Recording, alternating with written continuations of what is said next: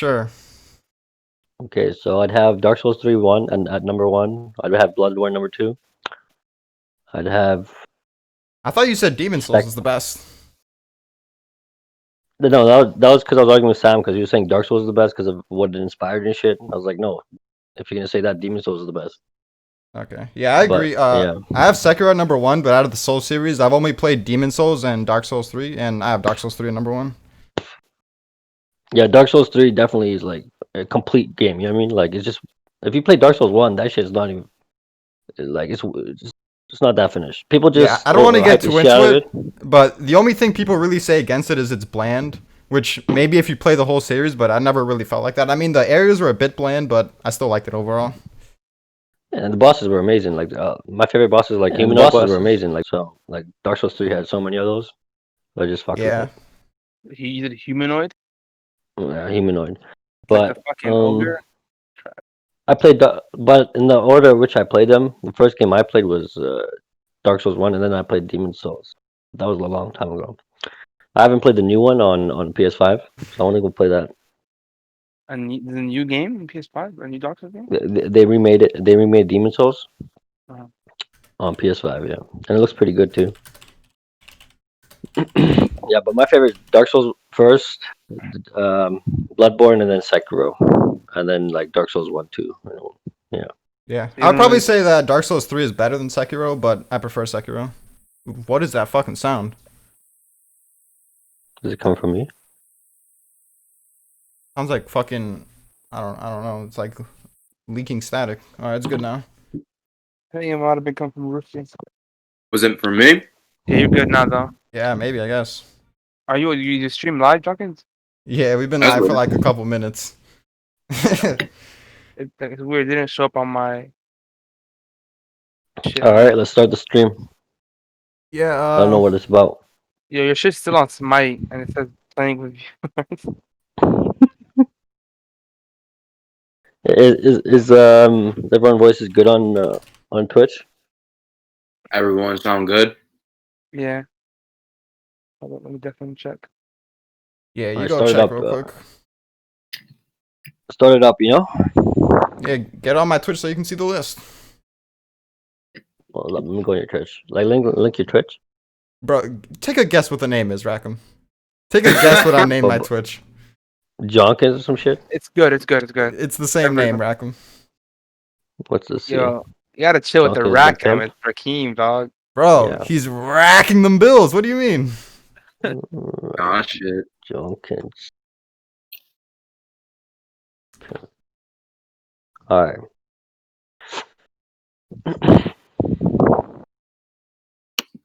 Alright, so Let's see everyone it. good? We all on the same page? Yeah. Yep. By doing that, that gives you just enough distance to actually accomplish these things. What the fuck am I listening to? Ruffy, what are you doing, dog? Who is that? Was that me? Yeah. I'm listening. I went on Twitch to type your name and a video just started playing in that shit. Yeah, and then we heard your stream as well. So I meet that up. Alright, I got it. You good now. Alright, so yeah. Incredible on 1 and 2 on your But list. This is fucking Really credible. alive and dead too, so it makes it. What's Alive and Dead? Well, I like this list then. So the list, here it is in all of its glory. Critique it to your heart's content. All right. I gotta zoom in on this. I'm still sus on Emu being one because watch the ass Zoro night and fighter. hold on. This is gonna be funny coming from me, but Zoro and King are not on the same tier. That nigga would get washed. Even no Ashura Zoro? No Ashura Zoro, he'd get washed. Maybe. Let's put it this way. Let's put it this way. King has nothing right now that portrays him even a tier or anything above Katakuri. So the most objective reasoning to put King is like in the same realm as Katakuri. Yeah. In the likes of Katakuri, when you compare him to the characters like Luffy and Zoro can blue no characters like Katakuri. I mean, Like, if you want to put King in Cat's tier, I have no problem with that.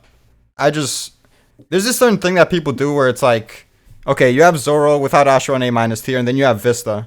And you kind of just want to fill out that tier, so there's like other powerful swordsmen. And you're like, okay, King might be on that tier too. You know what I'm saying? Yeah. Right. I'm still like holding out hope for King because like every other like first commander, like not every other, but we seen with Katakuri, he had this whole thing like a hacks future sight shit, and we've yet to Mm-hmm. see anything from King. So I'm hoping he may have like some OP ass Rio or like some dope swordsman Ornaments? technique, Yeah, I would something like assume that. Yeah, like his specialty is attack power and then yeah. endurance, of course. But I don't know. He does seem pretty shitty right now. And I do agree with some I people wouldn't even that call him shitty. his fruit is useless, It's just bro. Like I Marco's that don't. nigga. I even know his fruit. Like give him, he flies. Yeah, he's a tank. The That's Marco like thing, I don't really care about. It's just the Ezo thing, and then he's just kind of not been doing anything. And then he didn't immediately disintegrate Sanji into dust, so he can't be that strong. that's the biggest thing for me. Like I'm a tear No, you in half. Sanji's strong as fuck. What the fuck? No, he said I'm gonna tear you in half. Okay, hella here's confident. here's another big gripe I got. Right, Denjiro doesn't deserve to be on that tier. Same. He's not at all. I'm surprised you not? have him so high. He's got Whoa, what the fuck? He's Marco level? Yeah. So He's stronger than basically, Marco. from what we Marco from was what low we've seen difference. in chapter 992, when Marco and Big Mom started fighting each other, Peril Sparrow had enough time to leave the battlefield and climb up a giant mountain. And during from 992 all the way to 995, the events of Kaido fighting all 9 scabbards happened, and Luffy went up 3 flights of stairs and met up with Jinbei and Sanji. And Big Mom still during that time fought Marco one-on-one and couldn't get past him. All the while he didn't use hybrid or awakening. And if anything, the final clash we seen, she lost. And she asked for help. That's While a fair Dendro- point, but Marco's abilities while also Dendro cater was- to him surviving shit. yeah. I'm not Yeah, saying but like he was just from what we- surviving, From what but we've seen, though, that she didn't even damage him at all. If anything, she was just trying to overpower him, and she couldn't. Dendro with 8 other commander level characters, kind of like he cut up Kaido, but in reality, like Kaido said, like you niggas are trash. And to be And fair, Marco's kind of portrayed as like a Yonko candidate, apprentice under a pirate king. Like Marco's portrayal shit on Dendro, and But- feet wise too. he didn't just cut Kaido. He fucking put half of his sword in that motherfucker's stomach. That's one of the No, most but slept on attack power feats in the series, bar none. you talking about But initially when they both all know about him? He could Nah, put, the, he could like the put last attack. He could put We're a about sword. to- we're about to see Zoro He could put box a sword himself. through. He could put a sword through Kaido's palm. You know what I mean? So I'll say it like this too: Zoro's about to show an attack by himself. That's probably going to be stronger than all 5 of those scabbards combined. Actually, I know for a fact he will, and that's not Yeah, even going I to be agree. the strongest attack. I don't really see how that helps the Marco point though. And by the way, I don't really have like some huge stakes in this. I don't really care either way when it comes to these 2 characters. I'm saying because Marco's portrayal and feats in the series puts him up there where he can do things like that to Yonko and fight Yonko and Admirals one-on-one like that for extended periods of time and at least take them to mid-diffs if we're just scaling him objectively.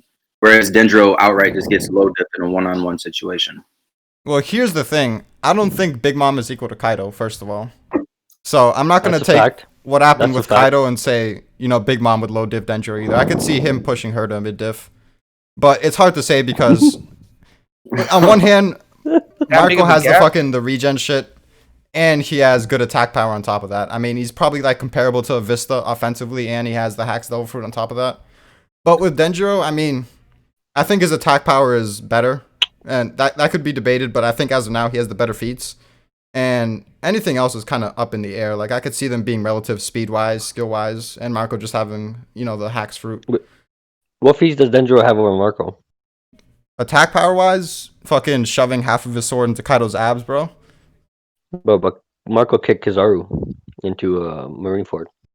And That's a way better physical feat than what Dendro did. how? Dendro just came from the side. Dendro came from the side and stabbed him. That's more of a Rio feat, rather than a strength feat. I mean, that goes into the Whereas whole Marco- debate: is it just Rio or is it a mix of Rio and physical strength? And I think it's a mix. Oh no, it's definitely a mix. But I'm saying that, like if you look at Kizaru is strong enough to clash with Rayleigh, right? And we all know that this best swordsmen are pretty fucking physically strong. So he's keeping his own against Kizaru, and Marco kicks Kizaru. Kizaru holds his hand up, and Kizaru still gets sent flying Kizaru into able Marineford. to overpower White. And he is sent Aokiji while also breaking Aokiji's ice sword, whatever. While he was bracing for it, he wasn't like Yeah, caught off guard. he's physically Yeah. strong. Marco's He's a there physical mixing out monster. in like non-hybrid forms. Like we haven't even seen his hybrid or a theoretical awakening yet either.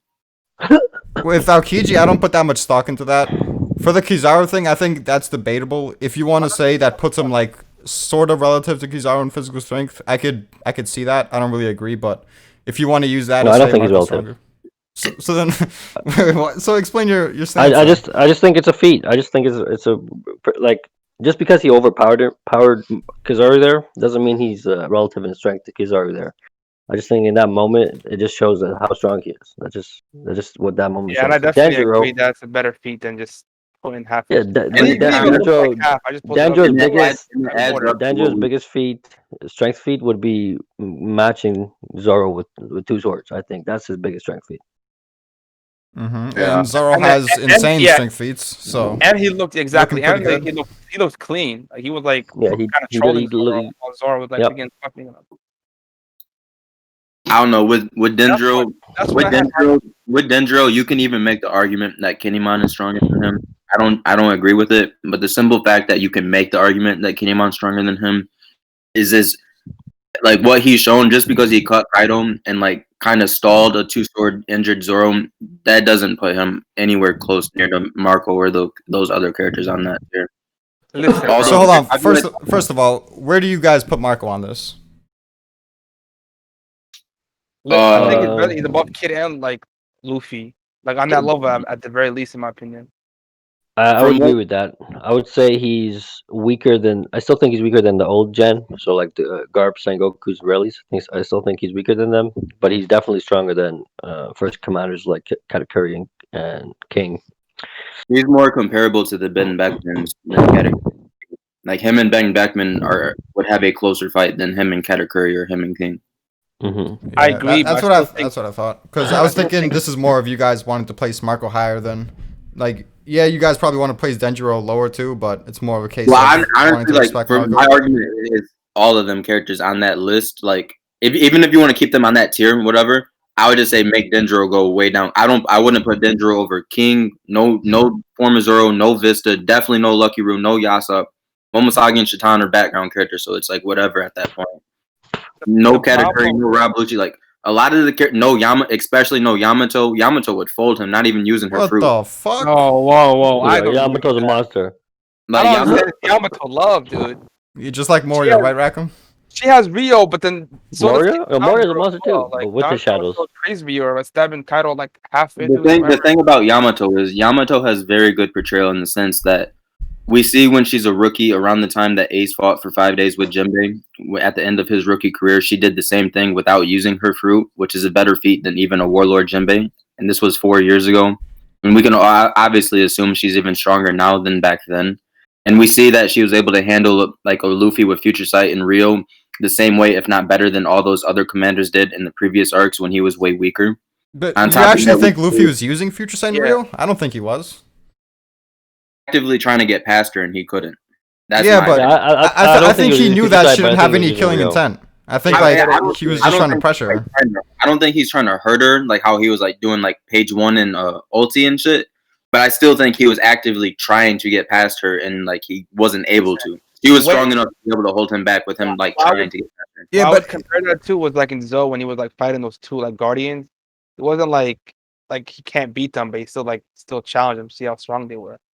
I just don't think that just puts them on Luffy's level just because they did a good job. and if he actually wanted to hurt Page 1 and Ulti, and he still isn't using Future Sight or Rio, I just don't think it's very likely that he's gonna use it on someone that, you know, he doesn't even really want to hurt like that. He With just the- wants to pressure her. With the Even- future sight thing, his observation is at the point where he's always using future sight. It's not a different technique that he like uses that's different from his other observation, from his other like intent sensing. His intent sensing is just so good he sees the future now. Whereas like that's So then what about moments like getting caught off guard by Ulti? Is that just plot? That's true. getting caught off by guard by ulti. Yeah. I mean that he's fighting a 2v. He's fighting a 2v1. That doesn't matter. Come if that's on, Future bro. Sight. Like I hate that excuse. Like that just showed. I don't even think he kind of got off guard. He might have like just her speed surprised him, you know. But still, like if he had like that refined Future Sight, he should have dodged that. I don't know. I mean, you just kind of got to chalk that When up. was to this? When was this? When he was about to go Gear 4? Yeah, no, when he like punched Page 1 and then she speed blitzed him and grabbed him, and she was about to headbutt him. So he goes, "Yeah, exactly." When she's about to go get, like, we're arguing if he had future sight, okay. why wouldn't he dodge that? But I think even with future Well, sight, the point you can argue the fact of the matter is he knew that she was about to hit him, and that's his future sight. That's why he said he had to go gear 4 to break out of it. she reared her head back, player. Like you hit before. It doesn't have to be future sight. This is the thing about it. It's like Oda's never been very consistent on his power systems, but we know for a fact how the observation works. Observation, you get to a point where you start seeing the future, and it's not a different technique in and of itself. Your observation is of that level where you see the future. Okay. That's how it was wrote. Like Katakuri doesn't choose if he wants to see the future or just see right in that exact moment. His observation is to the point where he sees the future because it's so strong. There's also Yeah, the but like I the would turning it disagree option, that right? he doesn't use. I would disagree that he doesn't always use future sight, but that shit. Whenever he does use observations, it is future sight. There's no observations, like there's no base observations that he's using. Then he's going towards like future sight. That makes no sense. Whenever he does use observations, it's automatically future sight. Plus, from what we've seen of their clash, Future Sight wouldn't even really help him, like, in terms of what he was trying to do. He was just trying to overpower her head on, and she was just blocking. Mm-hmm. Right. He's not gonna be like a Katakuri type where he's gonna be malleable, like move his body around like that, or like the Admiral's will. He's always gonna kind of rather block attacks or take hits rather than move like that. Yeah, he's not going to be like, I'm going to use my Future Sight, I'm going to feint an attack, you're going to try to hit me with the mace, and I'm going to dodge, and I'm going to hit you in the face. Like, that's not He'll never happening. be like that. Never. Yeah. So, shit, what were we even talking about? Oh, yeah, Yamato. So, I don't know. Like, I'm still open-ended with her. I just don't think she's shown that much so far, other than being able to block your third attacks, which is impressive. But, yeah, there's a lot of characters that have shown that and more. What do you think's the power threshold to knock out the numbers the way that Luffy, Drake, Ulti, and Frankie did? Because we all know that those are different level attacks, but they all did knock out a number each. Wait, say that again? We all know that those are what level attacks? So Luffy in Gear 4th, when he did a Kong gun, knocked out a number. Drake, when he did the Excalibur, knocked out a number. Frankie, when he did his beam, knocked out a number, the Coupe de Burst, or whatever it's called. Yeah. And then Yamato with her Divine Arrow knocked out a number. So they all one-shot a number each.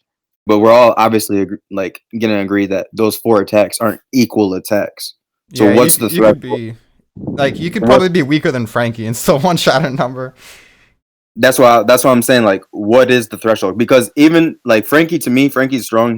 He's gonna extreme div Sasaki and beat him just outright because he's that strong, and then still go on to go to the roof or whatever. But Frankie, in terms of attack power and his beams and the Vegapunk beams and stuff, is very slept on, in my opinion. I agree. Yeah, that's true. I mean, he is. I don't think he's that strong overall, but he does have a specialty, which is attack power and defense. But yeah, I don't know. I would say I think Daifuku can one-shot a number easily. I think Daifuku, probably even Judge. Like, are they that shitty to where Judge can do it? Maybe. Judge, honestly, I disagree. You don't think Judge can one-shot a number? I don't know if Daifuku can. I don't think Daifuku could either. I don't think Page 1, Daifuku, maybe Oven. I think Page 1 definitely can. I don't know. I don't even know. Page 1 and Daifuku are pretty relative. Yeah, that's true, but I still think I don't know. Do you think Daifuku can one-shot a number? I was just like, he kind of impressed me with the whole Sanji class, but Sanji was like kind of distracted and wasn't even using anything special when he overpowered him, and that's the extent of his powers that we know. But this man, what's his name? Page 1 kind of grabbed Sanji mid in the air and slammed him, and actually did kind of hurt him too. So I feel like that's more. I think that's better. Sanji was destroying Page 1. I don't know. He was destroying him, but doing no damage. I don't know how it's destroying him. He was because he wasn't even using his strong attacks. Sanji did as much damage as Page 1 did to him. What? No, that makes no sense. Sanji took 0 damage there, pretty much. I mean, he got thrown into a building and it hurts, but I'm fine, whatever. That's what he said. Yeah, but Sanji's damage threshold is like so massive, like just even without the suit. Like you can take a bunch of damage without the suit. Yeah, but same with now when you put the suit on, he has a durability. He was clean the entire time. He was getting back up every time. Like he showed no signs that he took like any serious or damage at all. But Sanji's not the type of fighter where he I know, but Sanji's not the type of fighter like Zoro, where Zoro he'll hit you with one clean hit and you're out, right? Sanji's more like a barrage type fighter where he just keeps hitting you with a barrage of hits, and that's how he As takes you weak people down. tend to be. Yeah, my point is that page one kind of like I felt like his show of skill better than Daifuku, but maybe you're right. They probably both can't knock out Daifuku, but I think Ulti can with her headbutt. If Luffy's so scared of her that he has to go get fourth by Yeah, 56. and you know how I used to say that Big Mom's crew is more like a ability based, and Kaido's more like strength based because they're all Zoans. So Yeah. it's a much better feat that it's like a huge feat for Sanji to do that to a Zoan because that's what they're like What known did he for, do right? though?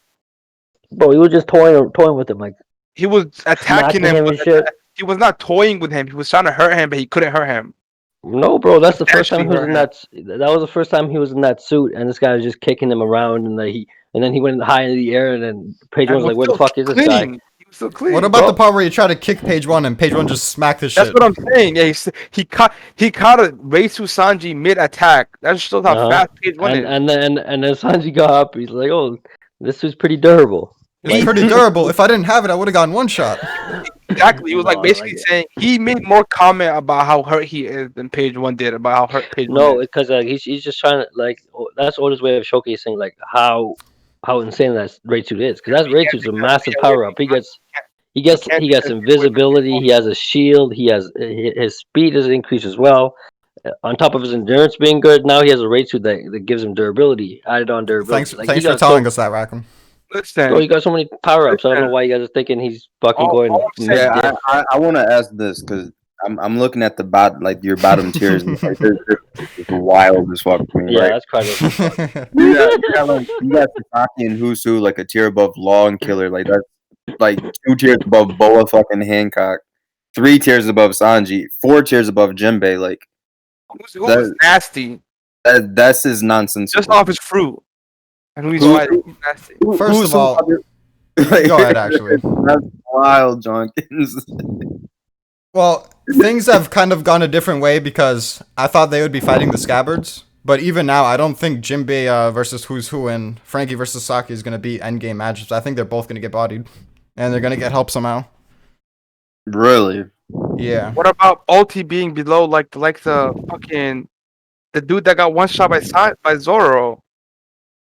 Yo, What about you got Boa too low Ulti too. was Bo- doing, You was got doing the Boa. business to freaking Luffy You got- before Yamato came in.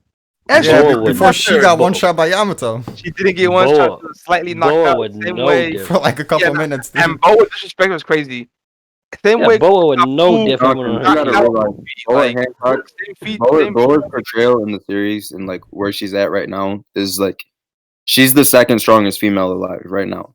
That's Boa Hancock's portrayal. She's one of the strongest females ever that we know of in the series, and she's currently the second strongest living female. And you got this bitch next to Kamazo the Manslayer and fucking a biscuit soldier. Like, what are you doing? I like Cuddles. She hasn't gotten any crazy hype. The only thing that was really insane from her was the recent movie. Which, okay, she might be nasty, but I don't really believe it yet. Boa's Yeah, a master. bro, You just can, from facilities, honestly, bro. you can argue that Rayleigh taught Boa. Like, it's kind of implied that he did in a sense. And we know that she's a her island is a island that's full of hockey Hockey masters. masters, yeah. That's what they predicate their her fighting styles on. And we know that she's gonna be her sister's got advanced hockey and shit like that. So obviously she's gonna have forms of applications of Rio and shit like that, and she's gonna be the best at it. She's got conquers. She has one of the more hacks fruits of the series itself. She's an end-game warlord. Like, she's a big player in the end of the series, and she's been saved for the end of the series because she's one of the strongest warlords. What the fuck? You have that Kawamatsu dude over Boa. What the? All right, well, Yeah, first of all, I'm not saying there's not reasons to think she's very strong. Joinkins, you got the Scabbards way stronger than what they actually are. Like, way stronger than what they actually are. Are we just going to downplay cutting Kaido now? Is that what we're doing? Well, you just need Rio. Like, I mean, you have most of the top 10. So Bro, yeah, Rufy, Kaido was, Sam in is throwing it prison, to it. and Akainu couldn't kill him. Kaido was sleeping, and Akainu was trying to magma fist his brain. He's like, damn, this guy's invincible. But, my man Denjiro, You know, he's getting past that defense. You know what I'm saying? He got Hey, past that's why defense, I told. he got I guess swatted that's like why I a told fly. Kizaru about Right. the samurai. Stop talking at the same time. Someone go.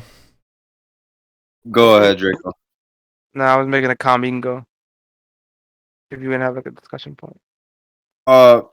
This is the thing, right? They have really good Rio, or they have okay Rio, right? They have good attack power. They have good feats against two of them together bodied the fuck out of Jack. But like we've all known for years, the gap between a character like Jack and a character like Kaido is almost heaven and earth.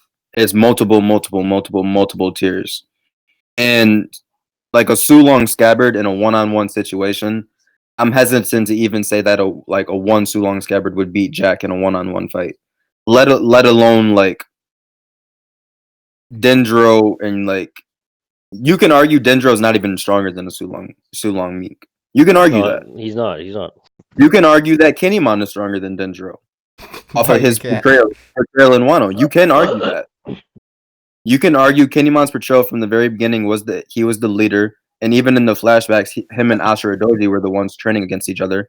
You can argue that Kinemon has the best endurance and durability feats because he has the on-screen panel feats where Kaido's charging up attacks and hitting them, and he's still up, and they're all knocked out. He did the same exact feat of stabbing Kaido with the Oden Totsuka as all the Sulong Dukes and Dendro. He cut the fire breath shit, which is a better feat than like just cutting Kaido. So No, it's out of not. all those feats and portrayals, you can argue Kinemon is stronger than Dendro, and we all know Kinemon can't fuck with the likes of Marco or Weevil, Josu Vista, Magellan, etc. Like the Scabbards are cool. They got good attack power, but just overall, like how Law did to Kinemon in the beginning, they can't compete with like these really strong pirates and shit like this. Like Law on Punk Hazard is stronger than every single Scabbard. Luffy on Out of the Time Skip, stronger than every single Scabbard. Zoro Out of the Time Skip, stronger than every single Scabbard. All right, so let me go over these Kinemon feats. So the endurance one, he was literally just standing there like the rest of them until Luffy came to him, and then that's when he. My bad. Go ahead. My bad. Yeah, he was literally just like laying down there, not moving until Luffy came to him, and then he mustered up the strength to like say his final words, whatever his gay ass speech was. So, yeah, I don't know. Like most of the fight was off screen anyways, so it's kind of pointless to compare how much damage they took. But just based off that ending, like I don't really put much stock into that. And then what was the other shit? Cutting the fire. I mean, he cut the fire, which he has a special ability that's designed to do that. Very situational. He did the Totsuka thing, but Denjiro's last attack, where it wasn't exactly half, but it was like 40% of his blade, and he has a long ass fucking blade, bro. Sent that shit straight into Kaido's abs, you know what I'm saying? There's no way cutting fire is more impressive than that. I don't want to hear it. And then, you said like one other thing, right? Kinemon would have put his blade the same distance. If you replace Dendro and Kinemon with Didn't happen, bro. with each other, it's the same thing. Did not happen, so I will not give him the benefit of the doubt, especially when he was fodder compared to Zoro. What about Inu? Inu put his blade really far in. To Kaido. Yeah. Did you That was, remember that? So does that make Inu above Dendro? And that wasn't Sulong, I believe. That was that Sulong, Sulong? I'm pretty sure, yeah. I mean, that puts him like similar to In the Dendro. beginning, he wasn't Sulong when he stabbed him. When they pushed him down, though. Remember he stabbed him with his leg though? Was that His Sulong? leg, yeah. That was in Sulong. That was when Kaido was in dragon form, though. So it's a better durability. Yeah, so he wasn't in Sulong and he did that. So would that make Inu above Denjiro then? Because his blade was all the way in him. His blade was not all the way in him. Let's stop that. He did go. He went all the way in him. I ain't gonna cap. He went And all the way. I just think that Kaido, Cole, and those guys, they're really strong. Bigger portrayal, and then he didn't say anything special about Dendro. He Well, I fucking mean, hyped those. Denjiro would have to be fucking amazing for him to, single him out of the entire group when all of them are like doing impressive shit. He didn't even really call him strong. He said y'all niggas weak. Actually, he said y'all trash. Oh, compared to what they're trying to do, it's in the context of them thinking they can kill him. He hyped up Inu, and when they knocked out Jack, he was like, "Don't worry, it's no shame in this. Those guys are just really insane." Yeah, he just. I feel like that's He's just saying that in comparison. He's saying that in comparison to Jack, though. He's not saying like Luffy even calls random people strong. I mean, but we have a similar example. We have a similar example of this with the Jack situation with Drake, where Queen and Who's Who together bodied the fuck out of Drake, and like did it nonchalantly. And we all know Queen, Drake, and who's who. Like even on Joinkin's list, they're all kind of relative. I mean, I might have to move Drake down after that Apu shit. yeah, like I feel like Zoro just completely stunned both of them. Like the face that freaking Drake made after too. Like, oh no, like I don't know. I thought I wanted to believe Drake was that nigga, but it might not be the Hey. case, sadly. similar with Denjiro, but Denjiro just kind of like unfortunately got grouped up with all the other scabbards, even though I thought he was more special than them. But all right, first of all, with the Dendro thing, how like I don't care enough to go back to the exact panels and like measure the size, but I'm pretty sure Dendro's blade, at least the way it was drawn, looked like he sent a lot more of the sword. Like I'm not saying that he sent more of it than Inu, but Inu's sword looks smaller. So I know where the Denjiro one is. I don't know where the Inu one is. Inu used his leg sword and like jumped right into him and used electro at the same time and did a like electro stab and stabbed all the way into the dragon. Whereas Dendro stabbed into his human form. And we definitely are all in agreement the dragon form is more durable. I mean, I want to say that, but the scales are like not even a thing anymore. I guess. I don't know about that one. He literally goes. They are a thing. He goes out of his freaking. He goes out of his dragon form and it tanks more on his main form all the time. But he didn't tank anymore. He tanked more in his dragon form than his human form. Yeah, but like he gets out of it to go back to his human form. They'll continue fighting. So like I don't know. It's like Jonkin's saying is right. With his human form, Dendro's able to stab like a foot into his body. Right, he's stabbing his fucking ribs. He's stabbing the shit out of him. Right, and then that might actually hurt Kaido more than just getting stabbed in his dragon form by a Sulong Duke using like a electro named attack. Because of just how big and enormous the dragon is on top of having the skills. I think that's the point of the fruit itself is like you get this giant dragon skilled body that's almost invincible. And that's why people call it invincible. So whereas the point of the fruit is to be a garbage punching bag. No, yeah. Wait, Inu's in his Sulong form when he does that to Kaido. Yeah, against the dragon form. Yeah. And also another thing, I don't think this is all Denjiro is gonna do with the arc. He was at a moment where Oda wanted to, get past that part of the battle as quickly as possible because, he wants to give him a moment, but he wants to get to chapter 1000. And what do you feel like he's gonna do though? If let's say he gets healed by Marco, like what's his main goal or his main mission? Like, because I feel like anything out of the scabbards, like their main thing's gonna be dealing with a road once they get back up. I don't want this to happen, but I could see injured Denjiro versus Sasaki since, there's a bit of setup there. Maybe he helps in the Kaido fight. Maybe he helps in fighting King or Queen. I don't know. Something. I don't think this is all he's going to do. What makes you think Jinbei and Frankie are going to lose outright to Who's Who and Sasaki? Oh, just because of where I see them. He plays like power scaling wise.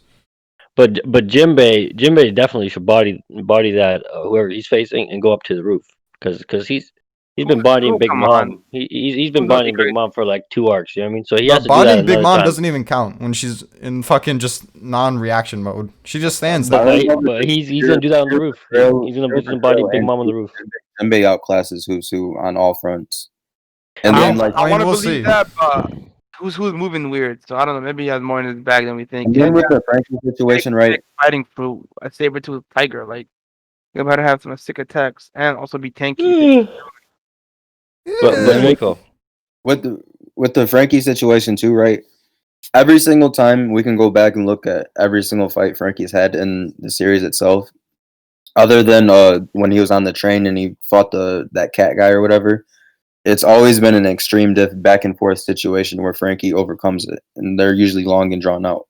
Whereas we see like Frankie's now put up against this armored Flying Six, and he's the armored pirate General Frankie. We see his armors get hyped up by like Big Mom's punching it, and it's not breaking or nothing. And we seen his last arc, Capone's on the floor crying and bloody when Big Mom punches him. So his defense is very, very high up there. So to me, like Frankie having this extreme fight and overcoming Sasaki is the narrative of what Oda's going to write and how he always portrays these fights with Frankie. I think you're kind of sleeping on the Straw Hats in general kind of this is their coming out party in the sense Luffy's going to be like a great pirate at the end of this arc. and like this is them rising up to the occasion, and like having these scabbards or them just losing outright to like bum ass Who's Who and Sasaki.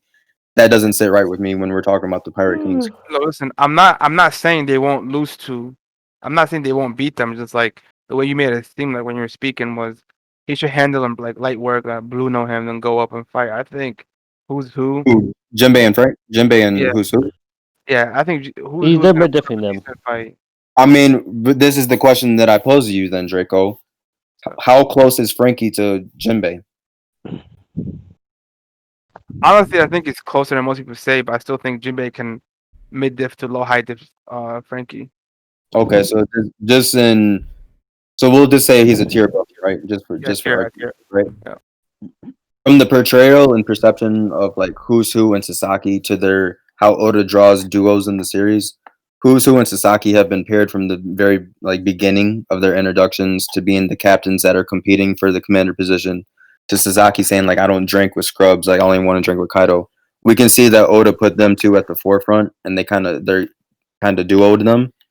So if Frankie's gonna outright beat Sasaki in an extreme diff fight, like how he always does every single time Oda puts him in a main fight of an arc, Jinbei, if he's fighting someone that's of the same level and Who's Who, if Jinbei's a tier above Frankie, shouldn't he be able to at least bare minimum high diff Who's Who and keep it pushing?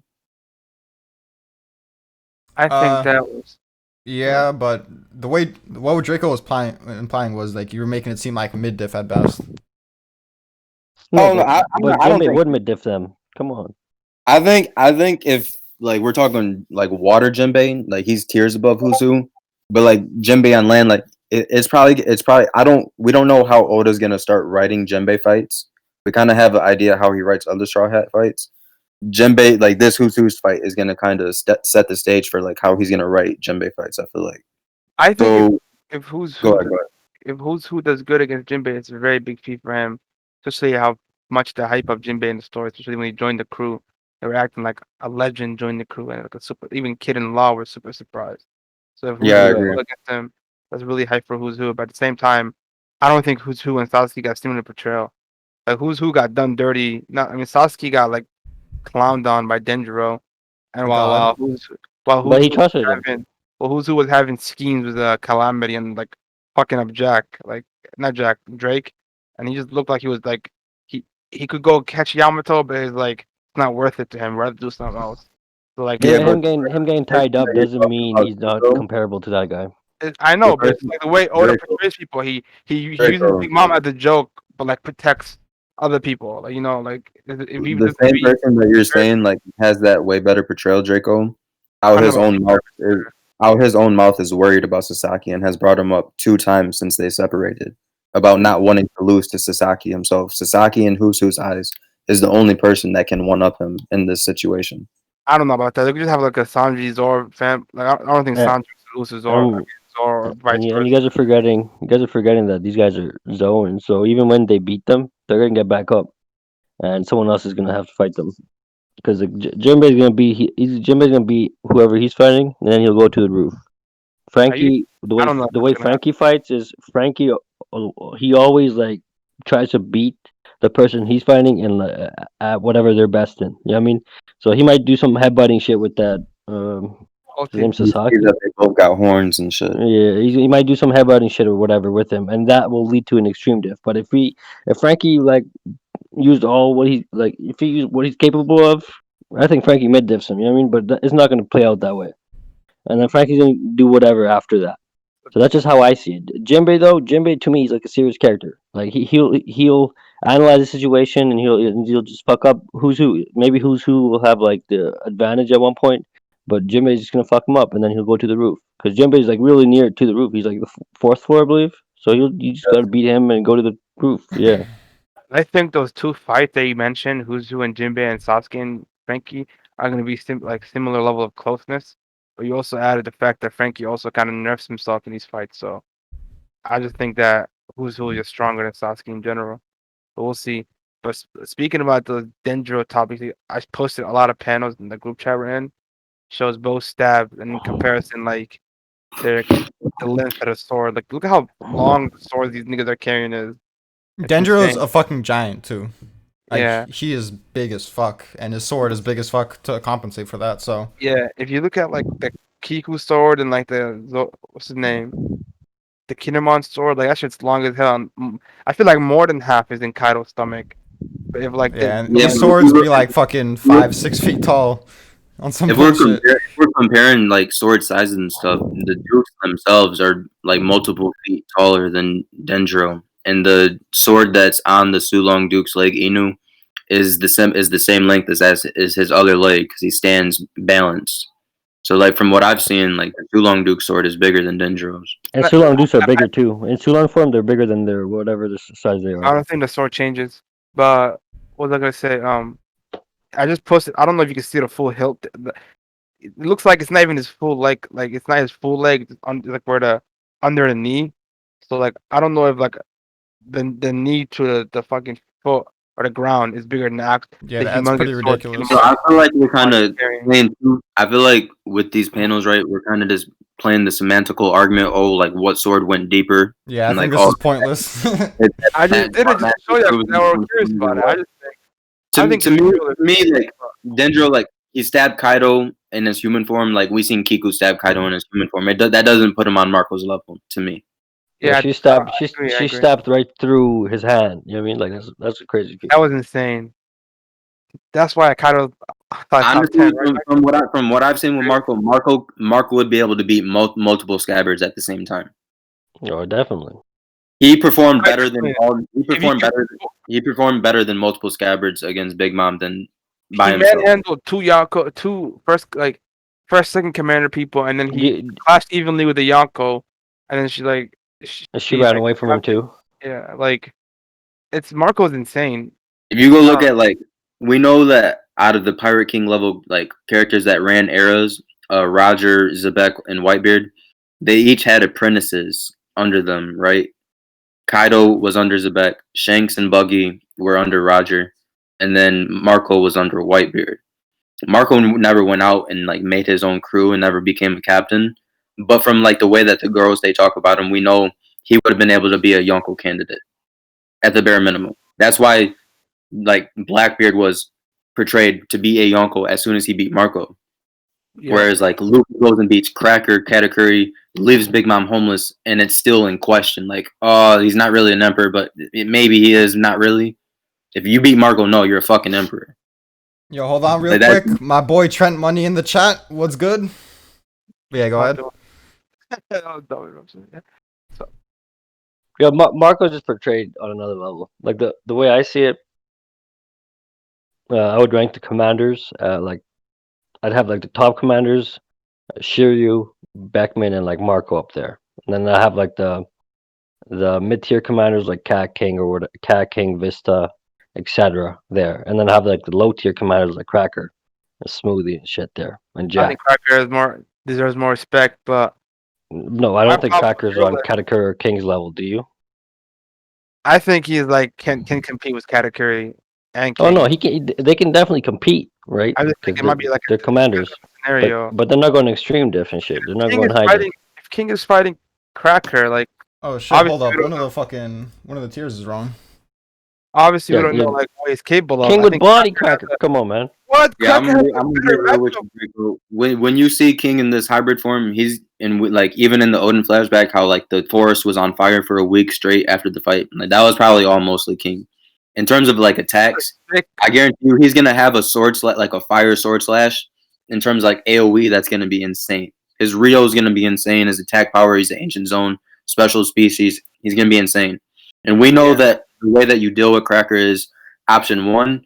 You deal with all the biscuits at one time and get to Cracker in one fell swoop, or you bypass the biscuits and get to Cracker himself. Characters like Doflamingo like would probably rather just get to Cracker themselves with like Awakening, or Katakuri would just Awakening and get to him without breaking the soldiers. Characters like King, he's probably gonna just do a big ass flying slash that would cut all those biscuit soldiers. Oh yeah, he's a swordsman, but I haven't really seen his swordsman capabilities. He should be massive though. But He should be like he should be a capable swordsman. I'll give him I'll give him the benefit of the doubt. Him and Vista would be a good fight. going back to what you Yeah. were saying, Agreed. going back to what you were saying, Rakeem, about your tiers. The only issue I have with it, besides what I said about Cracker, which wasn't really an issue. It's just I don't think Shiri belongs in Benny and Marco tier just yet. I feel like he's kind of a guy that's gonna similar with the whole Blackbeard crew. They just grow. They still have some room to grow, and once they reach their peak, then yeah, I feel like he's gonna be on that level of the special from the right hands, which is No, Benny. I already I think mean, I already think I think Shiryu at is a this monster. point, all the growth he's gonna have is just devil fruit wise. Exactly, Probably yeah. because Yeah. I don't think like that much time is gonna go through in like One Piece first time from now until the end of the series. Hockey growth though, you feel me? They be fighting over Dude, and Shiryu was comparable to Magellan, and Magellan would be a top commander level character because that guy's just he one shot Blackbeard when Blackbeard was on guard, and his whole crew too, and the entire president was running from him. The same crocodile that was that That was went up to fodder. Mihawk. I mean, no, crocodile's a monster. away from. Yo, Trent hyping up Dofi. Consider me shocked. Yo, if you want to join in, Trent, you can. Just let me know. Dofi's first commander level 2. Yeah, that list that you just moved up, Jonkin's pretty accurate. Like, Yeah, That- see, one thing about Cracker is I would always say, like, okay, he's stronger than Smoothie. I'm not just going to give Smoothie benefit of the doubt. But I'm like, why are they even on the same tier? Like, he's just been so much more impressive that I have to hype him up more than that. he's just like unfortunately he's not gonna have a Karakuri type fight where he's like the main guy, but he's this show a lot in the small amount of screen time he had, and to this day it was still very impressive. But like you know how everybody else gets power creep, so he's kind of gonna since he's not relevant in the story. That's what Oda does. Everybody relevant in Was the story. Katakuri power really impressive though? Like, let's be honest. You I said think- Katakuri? Yeah, in hindsight, when we can go look at all these panels, right, and You're compare spitting, them Luffy. and compare them to other things in the series, right? I like Katakuri's buns. Buns is Sorry, no, his future sight's the best. His future sight and his Delphi mastery are probably the best. His Like, evasive he is- ability is impressive. I'll give him I- that, but in that's every the other thing. category, he's pretty underwhelming. I kind No, of his Delphi mastery is amazing though. I mean, he's awakened. You can give him that in his mastery because he's awakened. Like he's gonna be one He of has the rare people. awakening, and then like the way he just showcased like how he uses fruit versus how Luffy uses fruit. That was I, night and I day. think I think it's this, right, Rakeem? He's skilled in all of these facets, right? But he's garbage in all of them. Even if he's awakened, like his awakening in terms of like the fruit that he has, who cares? It's a trash fruit. It's sticky. Who cares? And it don't do much. You gotta have like insane hockey to try to even make it somewhat good. Like, and then you go to his like Armament hockey. Yeah, it's all right, but we see like Bound Man levels of physical strength can just outright overpower it, which we've Yeah. seen like Marco and Base can do. Then like his observation, like yeah, it's good and shit, but like that's the best thing about him. Like it was his observation. Luffy out his own mouth said it. Like you're not invincible. Your Devil Fruit ain't all that. It's your observation hockey, and we know Yeah. the ways to deal with this shit is if you have insane AOE, you can deal with it. If you have the speed to deal with it, or you have the observation to on that level. A lot of people have observation on Not that even level. on that level. Because Luffy's was not on that level initially when he first got it. He just had to have like even like the bare minimum of it. It seemed like, and if you can compensate the rest with speed, I guess. Yeah, it's speed, same observation, or insane AOE. I think honestly, I think Ace would beat Katakuri if we look in hindsight at like who Ace gets matched up with his portrayal. Now we see, but who, that's more of a matchup though. He would just burn the mochi. yeah, but I would still put Ace in that tier of power. I'm still So iffy you on think Ace. you think Ace is Vista level? Yeah, I think I when I think look Ace is when I stronger. look at Ace right and his portrayal in the series, people have always you got to realize like he's 3 years into his journey. We know as a rookie he's doing that shit with Jinbei, and Jinbei is really strong. And we're now seeing where Is he, he is in army. That's the thing. He's Yeah, in- how strong is Jinbei? That's a. I think Jinbei's a monster. The I fact think that Jinbei he would beat took Cracker. a rookie Ace 5 days is kind of such a Jinbei. downplay on Jinbei. Like I think Jinbei in like not even in water. I put Jinbei like a tier or two above what he is in water than what he is out of water. And I think Jinbei out of water beats characters like Jack and Smoothie and Cracker. What Jinbei out of What? water? Oh, Yeah, no, I don't out of see water. that at Yeah, all. out of water. No, that's right. First of that's all, right. in Fishman he's right. Island, he was Cracker compared to walks- Sanji, if anything. And then Sanji later on gets low diff by Dofi, who would be around that level.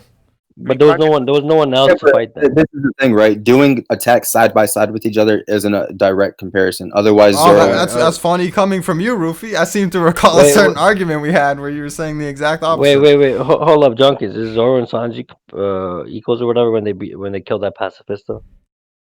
That's not what I'm arguing, Rackham. Inimon and Zoro on the same level No, when they you're saying Jinbei and Sanji were comparable or whatever because they beat up what's that guy's Watatsumi or whatever. That's part of it, but that's not the whole thing. One of the worst things about Jinbei is when Luffy hit him with that jet stamp and he was like, his arm was severely bruised. Like, that was pretty fucking dog shit on his part. And then with the Watatsumi thing, you can argue Sanji's maybe even more impressive, but the biggest letdown on Jinbei's part is he couldn't one-shot Watatsumi. And then maybe that shows Sanji's better, but the fact that Hell's Memories like finished him off, but Watatsumi kind of seemed like he was fairly alright. He just couldn't really fight anymore. To me, it seemed like well, we know Hell's Jinbei Memories didn't wouldn't go one out shot there. by its own either. We know What'd you say? Jinbei. We know Jinbei didn't go out there, even though he used the 5,000 tile brick fist. No, he has shark skin on top of that, which makes it stronger, and that's what he did with Big Mom, where he used shark skin and then he uses the 5,000 tile brick fist. I don't remember any of the fucking names for Jinbei's attacks. But Maybe that attack he used against Jinbei's stronger than Sanji without the raid suit. Yeah, you got look at like when Jinbei arrived onto Wano and shit. Like Draco was saying earlier, the reactions that Law and Kid give just show Jinbei's stance inside the world of One Piece. He's a very, very strong, noticeable, and famous character. Like, I like you having him like that many tiers below Who's Who and Sasaki is like crazy to me. Like the more I look That's at it. Carlos. Oh, so you have him that much tiers below, so you think it's gonna be like Jinbei's gonna get fucked up by who's who? Yep, he's gonna get some help real quick. Well, Jinbei's not getting help. Jinbei's beating him solo. Yeah, he's beating him. I know you solo. think that, Rackham. But what about the bruising moment with Gear 2? That's kind of weird though, because this man is Ada. I took the bruising moment up to the same thing as people trying to argue Fujitora got bruised by Gear 3rd Luffy at the end of Dressrosa. Like it ain't nothing. Well, I mean, I don't care about like a little spot bruise, but like almost his whole forearm was covered. You gotta show me like the panel of that because I don't remember his shit being blown out like that.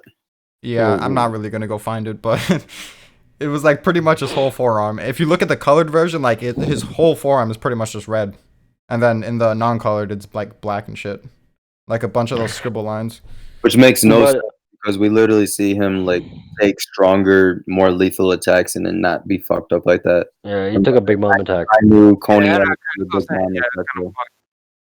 Like, I think that's just more so just aesthetic type thing. I wouldn't say like that's a true scaling of Jinbei's like durability because we've seen him take Maybe. way attacks and be fine from him. Maybe, Yeah. but at the same time, like it's kind of hard to Jinbei's count armor is any pretty feat good, against too. Big Mom. But yeah, he did also use armament, and then he got overpowered. But yeah, I don't know. I think you can make an argument that he has a low end showing or that he has a high end showing with the Big Mom. We kind of have to see with the Who's Who fight. Wait, why do you have Law on the same level as Killer and Hawkins? Because he's low diff material for Dofi. But Dofi's a strong motherfucker though. He's like Katakuri level.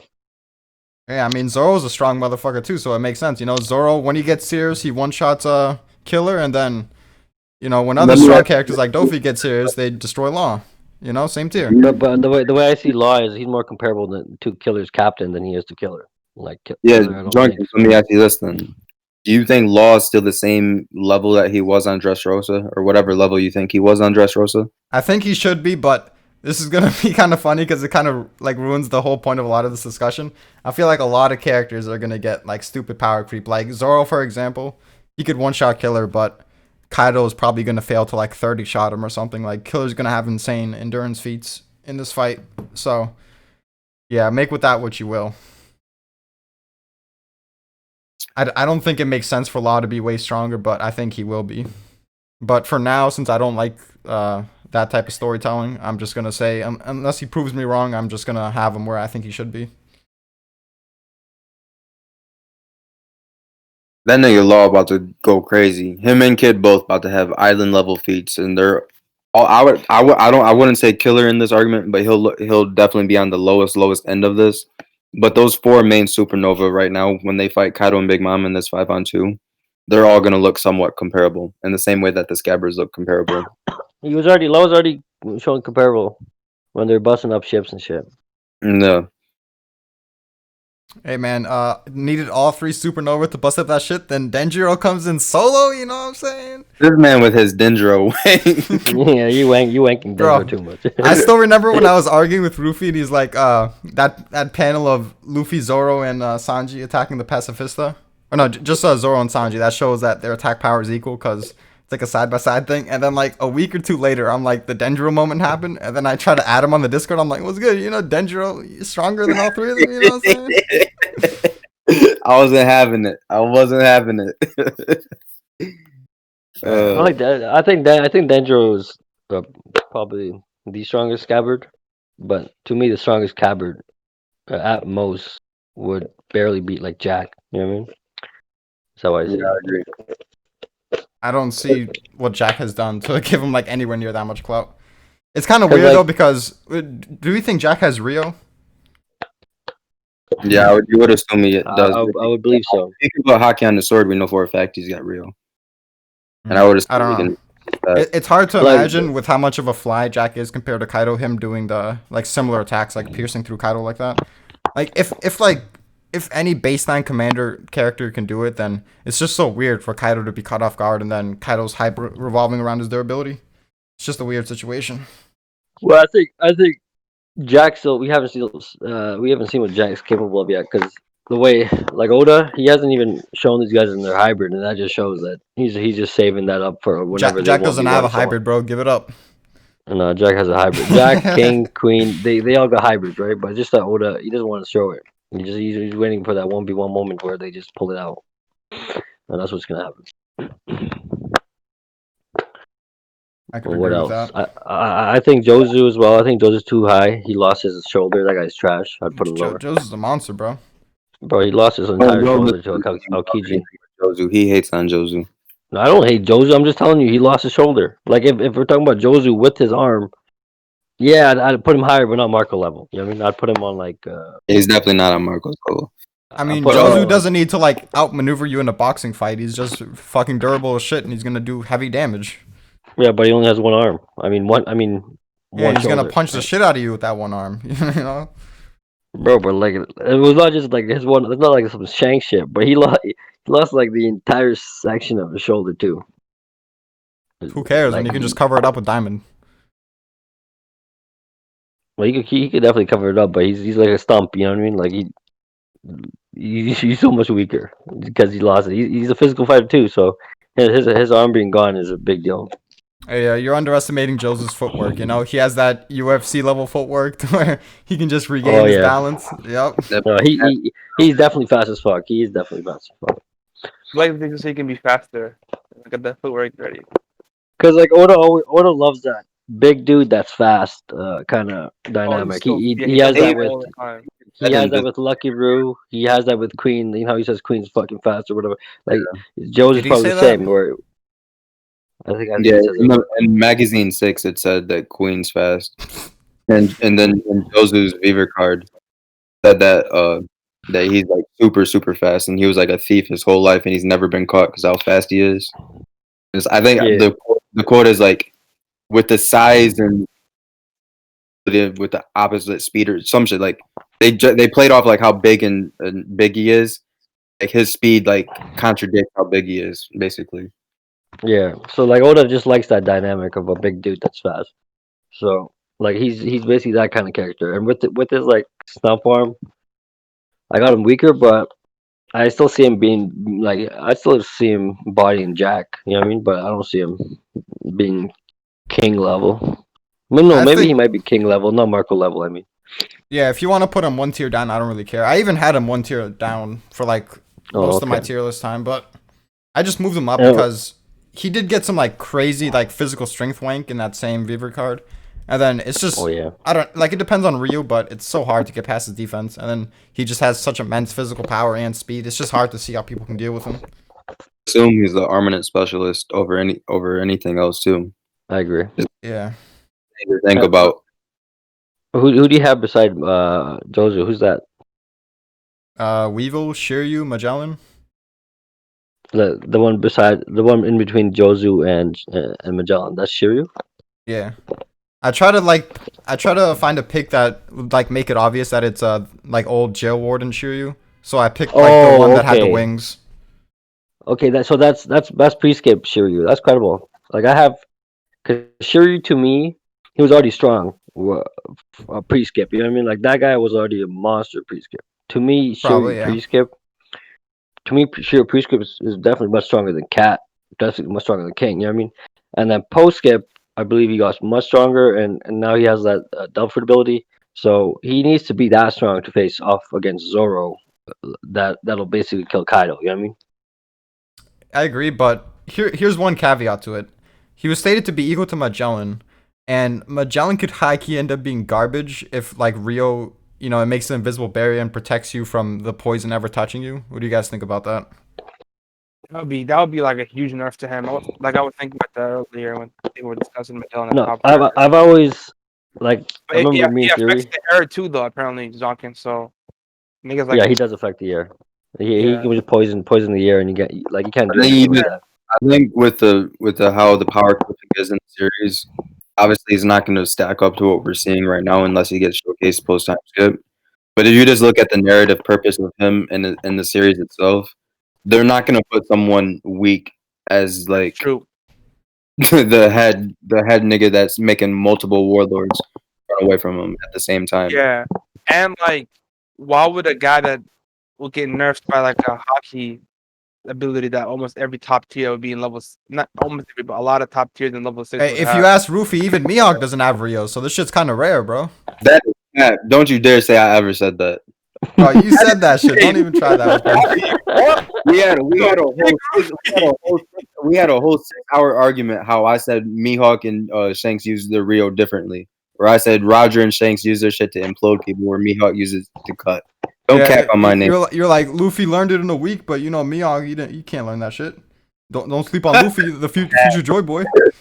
This man Dragons be capping on my name. Did you not say that? This man capping. You guys had a 6-hour argument down. But I was gonna say, the Rio introduction of Rio. I don't think that's a nerf on him. I think that it had to be done because I remember arguing with people that if there's no way to separate yourself from people like Kainu or Magellan, you're basically getting low diff. Because if that Venom demon whatever touches you once and you don't have Rio, you're done. You know what I mean? So Yeah. I believe, yeah. So I guess the don't only think counter Rio to that nerfs is him. just being like a ranged person. Just throwing out Yeah, flying slashes or something. Because like I always wondered like how would Luffy beat Akainu? Like because he'd need to physically touch him to beat him. You know what I mean? But with Rio now it makes sense. He doesn't need to physically touch him. He can just punch him with Rio. Yeah, So but I think it can't be too broken for the Rio user either, so there has to be some balance. But real quick on the 6-hour argument thing, bro, I still have one file of it saved. Like when I was trying to recover the file, I made like 30 of them, or like it was experimenting on them, and I ended up saying fucking I deleted all of them except one. And I'm like, maybe one day I'll find a way to to recover this shit. Just delete that shit. Burn it. Nah, bro. yeah, were you guys creditless on that? I was credible as fuck, bro. I'm always credible. No, I was credible. The only thing I was Creditless list. creditless on Rakeem was at that time I was still on my Shanks is stronger than Mihawk. Wait. Before you become your friend, Wade. Because, like, not I don't even think it was like 2 weeks after, because this was like in like February I want to say we did it, and it wasn't Damn, it's even been like that long.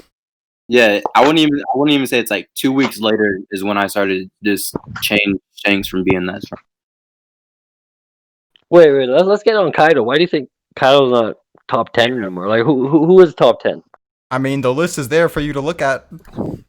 No, but like I'm saying alive. like alive. I thought you meant alive. So Is 1, he top 2, 10 3, alive? 4, Would you For would you have including Kaido top 10 Gorosei, alive? 9. 3, 4, 5. Nah, he makes no. Yeah, If he's on he's 10, 10, right? He's 10 out of the He last would one. be 10. Okay, I see. Yeah, he'd be number 10 on Jonkin's list. So it'd be Nice. Black- Imu, Okay, Mihawk, dude. Dragon, Akainu, 2 of the Gorosei, Kizaru, Aokiji, and Shanks above him. Wait, isn't Shiki there though? Old Shiki's one tier below him. Oh, I thought that was like prime because he had to use like a. We don't have a. We don't have a current picture of him. So yeah, that's what I get what you're saying. Okay, and with the Gorosei, just how I see it, I think it has to be one of two ways. I don't think all the Gorosei should be that strong if Emu's that strong. So the way I see it is, it should be either Emu's the strongest and his Agree with Gorosei are pretty strong, but they're not Yonko level or whatever, right? Or it's Emu's not that strong, but his Gorosei are super strong. You know what I mean? Like that's how I see it. You know what I mean, it has to be one of the two. But if it's both, then I have no idea how Luffy and like everyone else could beat them because that's way too much power. I mean, if Well- you think about it, it's like how the prophecy is saying that we're gonna take down Kaido right now, the new generation. You can kind of look at it in a way where like the Gorosei get beat up by like Kid, Law, Sabo, like maybe Garp takes on one. Dragon can take one out as he goes like try to face Emu or something, and that's all five of them right there. Like in certain situations like that can occur where the new generation uplifts it, or the D's, whoever D's are left. Maybe we find a D in Elbath that we don't know of yet that can help us in the end. Because that's obviously going to help us. Yeah, there's plenty of possibilities. I have a different problem with it, and it's that there was this one page where they were like, "Oh, it's unfortunate that we have to do this to O'Hara," so it kind of implies that they're morally righteous to some extent. And so you would think if that's the case, then they would try to overthrow. But then since they're bound to Emu, you would assume that they're not overthrowing because they can't, because Emu's just that powerful. Yeah. I don't buy anything that like the shit that Eric's be saying. Like it's just political power. Like you can't just have political power because one party can just fuck y'all over at any time. Like it has to be a mix of both. But then I feel like whatever Emu does have, Wait, it's who's gonna- Eric? Eric uh, Tortado. Eric Big the Turlotta? Shanks dick sucker. Yeah, biggest Oh, that guy's D-Hop, creditless. Zoro. Yeah, Yeah, that guy yeah, is so pretty creditless. pretty fucking we buy creditless.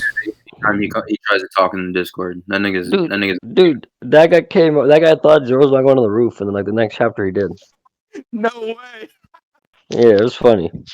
Killer's on the roof. I mean, like Zoro had that. Even the killer got on the roof. He's one of the people whose reactions I'm looking forward to the most when Zoro gets crazy feats against Kaido. Dude, yeah, he's trying to tell us Bro, that him and what his if- brother are nothing. what if- This one bro, ass little he's- dick sucker. he's so against Zoro like reopening his scar or like damaging Kaido. He's like, what if Luffy punches him so hard that he reopens his scar? That's what He's one of those nonsensical like scalers. Like when he's reading the story, he's thinking, "Oh, Luffy got one shot by Kaido. If anyone comes in front of Kaido, they automatically get half shot, no shot. Like you can't even stand in Kaido's presence if you're underneath Luffy, right?" Oh. And One Piece is just not written like that at all. Yeah, I would even say Kaido one shot isn't even a direct like showing of like the distance between Kaido and Luffy at that Yeah, time. Luffy always gets one shot. That's just how he is. Yeah, Like another you'll thing get saying that one shot, you'll bounce back. all these scabbards weren't able to damage Kaido, so how come Zoro just by himself is gonna kick damage him? So like I agree, that's not how One Piece works. Oda can have whoever he wants, fucking damage whoever he wants. Like it doesn't have to make sense all the way. And like he thinks like The way Oda power skills, dude, like he doesn't care that like as much as we do. You know what I mean? Like he just has his own like. Especially If for the moments where character- he's just trying to rush by. Like he only really Right. cares when it's like the big fights. No, I think he really cared about the scabbards having their moment there because he let up like he had this whole thing. The entire arc. Was I leading think up he to cared that. about So it, he- but it was also yeah. like a short little battle, you know. Yeah, he didn't want to move on to the next bit, like the more important bit, which is Luffy and everyone else fighting Kaido. You know what I mean? So I agree with that. But the scabbards, Diamond and Kaido, that made perfect sense to me because they're under Odin. They got Ryo. So like It's more I don't- about the story. It's more about the story to Oda it rather makes sense, than 'cause look what happened at the end, dude. Like Kaido was perfectly capable of that, but Oda had to make him fuck around for like how many chapters just so they can get a bit of time. That I feel like if you're gonna have Kaido at the end smack all of them and still be clean after, like it won't have any effect on his current fight with the new generation. Not even I have think, But I think it's kind of just understanding Kaido's character, where like so stupid. dude. he absolutely like he's one of those characters that just love to see how strong people are and just pride like thinks about strength constantly, right? Where like when he goes in that dragon form, he's measuring them, right? He's saying that he's seeing the Odin in like their shadows, right? So he's trying to see if Odin really does come out of them. And he's seen that they were trash. That's why he's like, all right, let's wrap this up. Y'all niggas ain't it. Well, my but- thing is yeah. that he kind And of already made that decision because that's why he went to the roof. He's like, I deem y'all worthy. And then after that, he's like, okay, now I want to see how strong y'all are. It's kind Yeah, of weird. that's 100% true. Like when he went that whole like big ass color double page panel where he took him to the roof. Like now we can have like we can fight to our heart's content, whatever. I Mhm. thought that he was like that's him taking him seriously, but like he deemed him worthy. Yeah, because if I'm Kaido and I think you guys are so trash that you can't even like open up my scar, I'm not gonna like take y'all to an isolated battlefield. Like y'all don't deserve that. they don't deserve that. No, shit. I think I think it's not that it's not about strength that he respects them. It's about The what way they're of the fighting for. Like they're Yeah. out and they're cold. Like They're willing to die for Odin. And he even witnessed Odin like holding them up, and they got away. And now they're 20 years in the future, so they have this vendetta against him. He's like, all right, Is that I'll even that respect- special though? There's like so many people willing to die. Like in Marineford, all those fodder on Whitebeard's side, they're all willing to die for Whitebeard. Like it's not that special of a trait. It's just the theme that Oda's trying to portray. He says it like when he goes into his human form. Like this is why I love the way of the samurai. After Kiku like cauterizes her arm and shit. Like it's more about the resolve, the will that they have over the past 20 years. Like he's like, all right, y'all niggas been 20 years plotting on this. Like I'll take y'all to the roof. Yeah, and on top of that, he respected Odin. He's like, he even killed that one dude that let Kaido win. Only Because after he accepting felt- the sneak shot. I Though. mean, if we're being but he's we're a being- pirate. That's why he's just a we're pirate. being- So he just did. if we were looking at Kaido, She was if we pretty were much a looking at pirate too. If we were looking at Kaido's tier list right now, if then Kaido made Odin it, is a pirate. he would have Odin over the Yonko, over like the current Yonko. That's how much Kaido respects Odin. No, He thinks no one is alive right now stronger than Odin. I think he respects the current Yonko a lot. He respects Odin more though because he's fought all these Yonko and they've never gotten him to the point where he's about to die like Odin had him. That's why he still has the moments and PTSD about it. Odin's the only person that's gotten to him. To I that don't know, point. but he had him close to die. Maybe he Bro, had Odin was about to kill that guy. What are you talking about? He literally admitted it. Bro, He he did it. cut him. He cut him in the chest. Oh. No, listen, he cut him in the chest, right? Odin, Kaido was on the ground, and Odin was about to like cut his neck, right? Like the next panel, like he was going right for the neck. Yeah, and if then a fair fight between them is Odin blitzing him, how's Kaido gonna do much better when he's on the floor trying to recover? No. You know, when you're about to die, you get even more desperate. And you bring Yeah, out Haki Draco, I agree with you. I don't think he would just body him like that. I think it would be like a high diff or extreme diff. Like if like Kaido would use all his abilities or whatever. You know what I mean? Yeah, 'Cause I he still agree. has his fish ability. Okay, here's the But thing, I- guys. Mega still- theory. I still Kaido see got Odin- weaker over I the still- years. Okay, so No, first yeah, when Odin that's fought stronger. when Odin fought Kaido, when he tried to attack Orochi, it was an even fight, right? And then later, 5 years later, Odin got They didn't fight though. They only clashed. yeah, but then one clash later in the 5 years, it's Kaido getting instantly bodied. So you got weaker, you know what I'm saying? So now all these years later, he's even weaker. Kaido kind of trash. Is that what you The think? reason why he was getting weaker in those situations is because he didn't have his hostages. That's why he was able to when he finally had a hostage. Might be a fact. Oh man. You're trapping on just- Kaido too much. Kaido just gonna die after 2 hits. I just think that I mean, people are that strong. They can like when shit gets more serious, they like their defenses go up, their guard goes even bigger, like goes more desperate and all that shit. It happens every time. Another thing I don't like about your list is you have Beckman on the same level as Old Whitebeard. I just don't What's see wrong it. with that? Yeah, I think you have Bateman Odin. high as fuck. Like, I guess Because you the got way- that whole because- TV card about him being the moon and the whatever. Is that Yeah. old Whitebeard that's not sick or just an old and sick Whitebeard? that's old and sick. That's the Marine for that's basically Marine for White. Before Whitebeard was insane, dude. I don't think Ben Beckman's gonna have Hold up, let me ask you a question. Pre-skip, where's Old Whitebeard? Is he the weakest Yonko too? Not weaker than Big Mom, of course. Fuck. Is he Yeah, weaker than Shanks? it's Ace of Gaydu. What's up, bro? You said Yeah. is he weaker than Shanks? I mean, Rackham, look at the fucking list, bro. It's right in front of you. But I don't know if that's post because that's what I'm asking you. You didn't Pre-skip think because much like Shanks post-skip. for Yonkos. You know, I don't Okay, think so Shanks I is want you. stronger. All right, I want you to know that Old Whitebeard is the strongest pirate pre-skip. You know what I mean? You said Old Whitebeard's the strongest pirate? Yeah, he's the strongest pirate pre-skip. So I don't like he would mid diff Beckman. I mean, I know what you're gonna say. You're gonna bring up that fucking quote, but everything in Marineford showed otherwise, including him saying, "Well, the reason I'm so pathetic is you can't stay the strongest forever."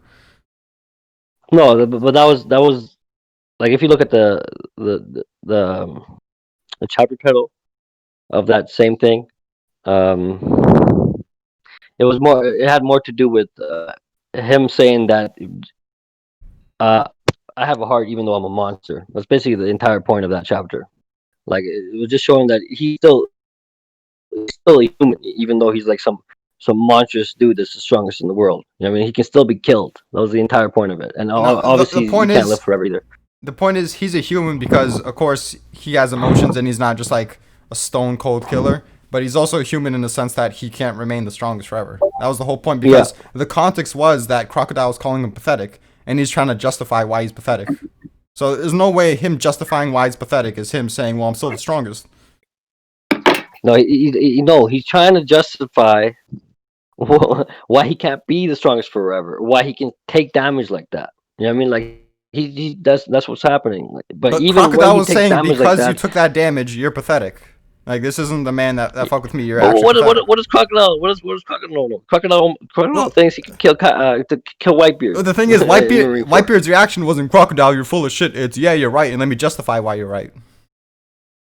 Yeah, but that just to show that even though he's the strongest, he can still be killed. You know what I mean? Like No that. one Like, that's the strongest like, is gonna see themselves as pathetic.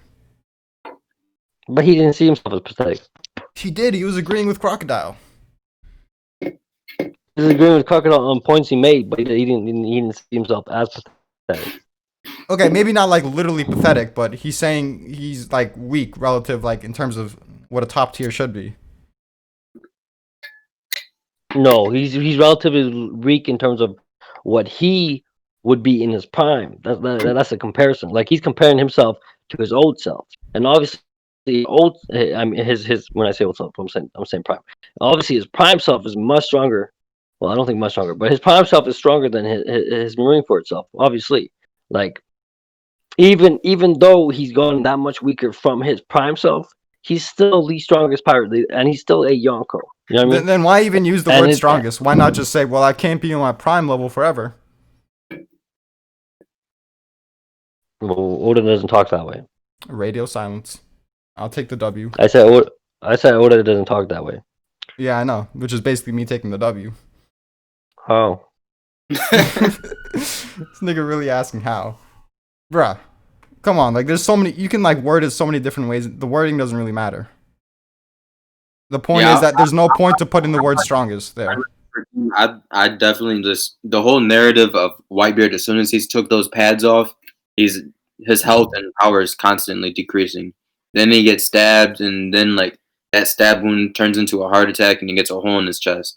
If he's in a one-on-one situation without the pads on, and he's just constantly getting weaker over time, and we know how these top tier fights go for days. Even if you want to say on like the second day of a fight with a Kainu, if he lasts that long to begin with, he has that heart attack from injuries and just the buildup of the wear, and then his head gets blown the fuck off every time. Kizaru cuts his head off. Aokiji can freeze him in that moment or do whatever you want to say. Kizaru was basically just bodying him. well, but that's a war though. Like that doesn't represent a true one-on-one. Talking about in the situation I brought up, because we know because of the context of the war, he gets weaker over time, which means he's more susceptible to getting damaged, which means he would be even more susceptible to getting heart attacks because he's damaged and getting weaker. So once that happens, because it's inevitable in a top tier fight where they're going to injure each other, whether you want to say it's 6 hours in, 12 hours in, or a day in, once he gets that first injury, he's even more susceptible to getting that heart attack. And when he has that heart attack, he's going to get his head blown off. Instead of a Kainu putting his hands in his pockets, walking backwards and letting some fodder stab him, he's going to do a Daifunka and blow him the fuck out. There's the fight if they were to 1v1 like him and Akainu, I see Whitebeard winning that, like that fight, but Whitebeard would die from his wounds. Like I'll give you that, all right.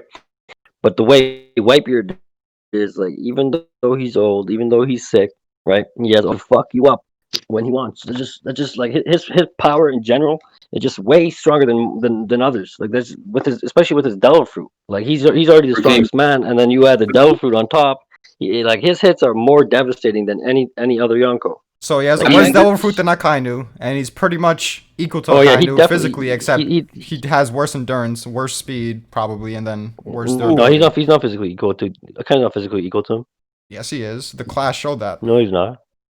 Why No, not? that's a class of devil fruit powers.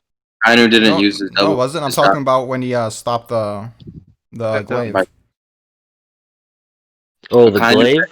Yeah. Kainu had his hands in his Kizaru pocket. did that too, so give Kizaru the respect. So do you guys think Kizaru is also physically stronger than Whitebeard? I I'm think they're saying all relative.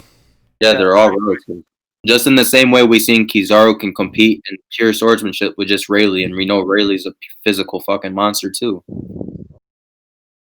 All the admirals are relative in physical strength to Big Mom, Whitebeard, and Kaido. People just don't like to admit it. And if we want to go off of like Rio and like hockey and like armor around them, But they're not relative to Whitebeard though in physical strength. their durability is comparable to them too. I hate Rackham, man. Like Whitebeard has moments where he's overpowering them in just terms of physical strength. Whitebeard has moments where Whitebeard never overpowered any of them in physical Yeah, strength. when was this?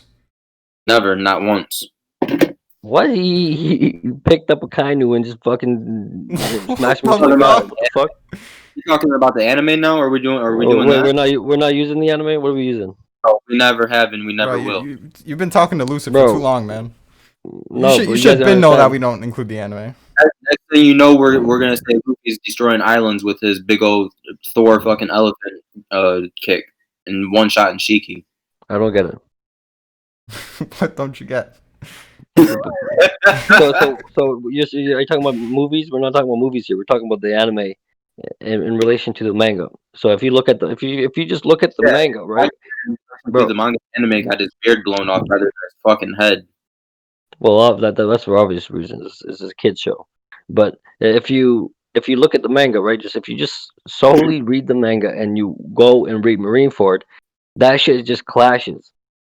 The No, it's entire thing in the manga, it just clashes. Like there's literally no outcome to most things. What happens is you see the clash, and then we pan away to something else, so we don't see them fight. We just see them just hit each other once, and then we pan away, right?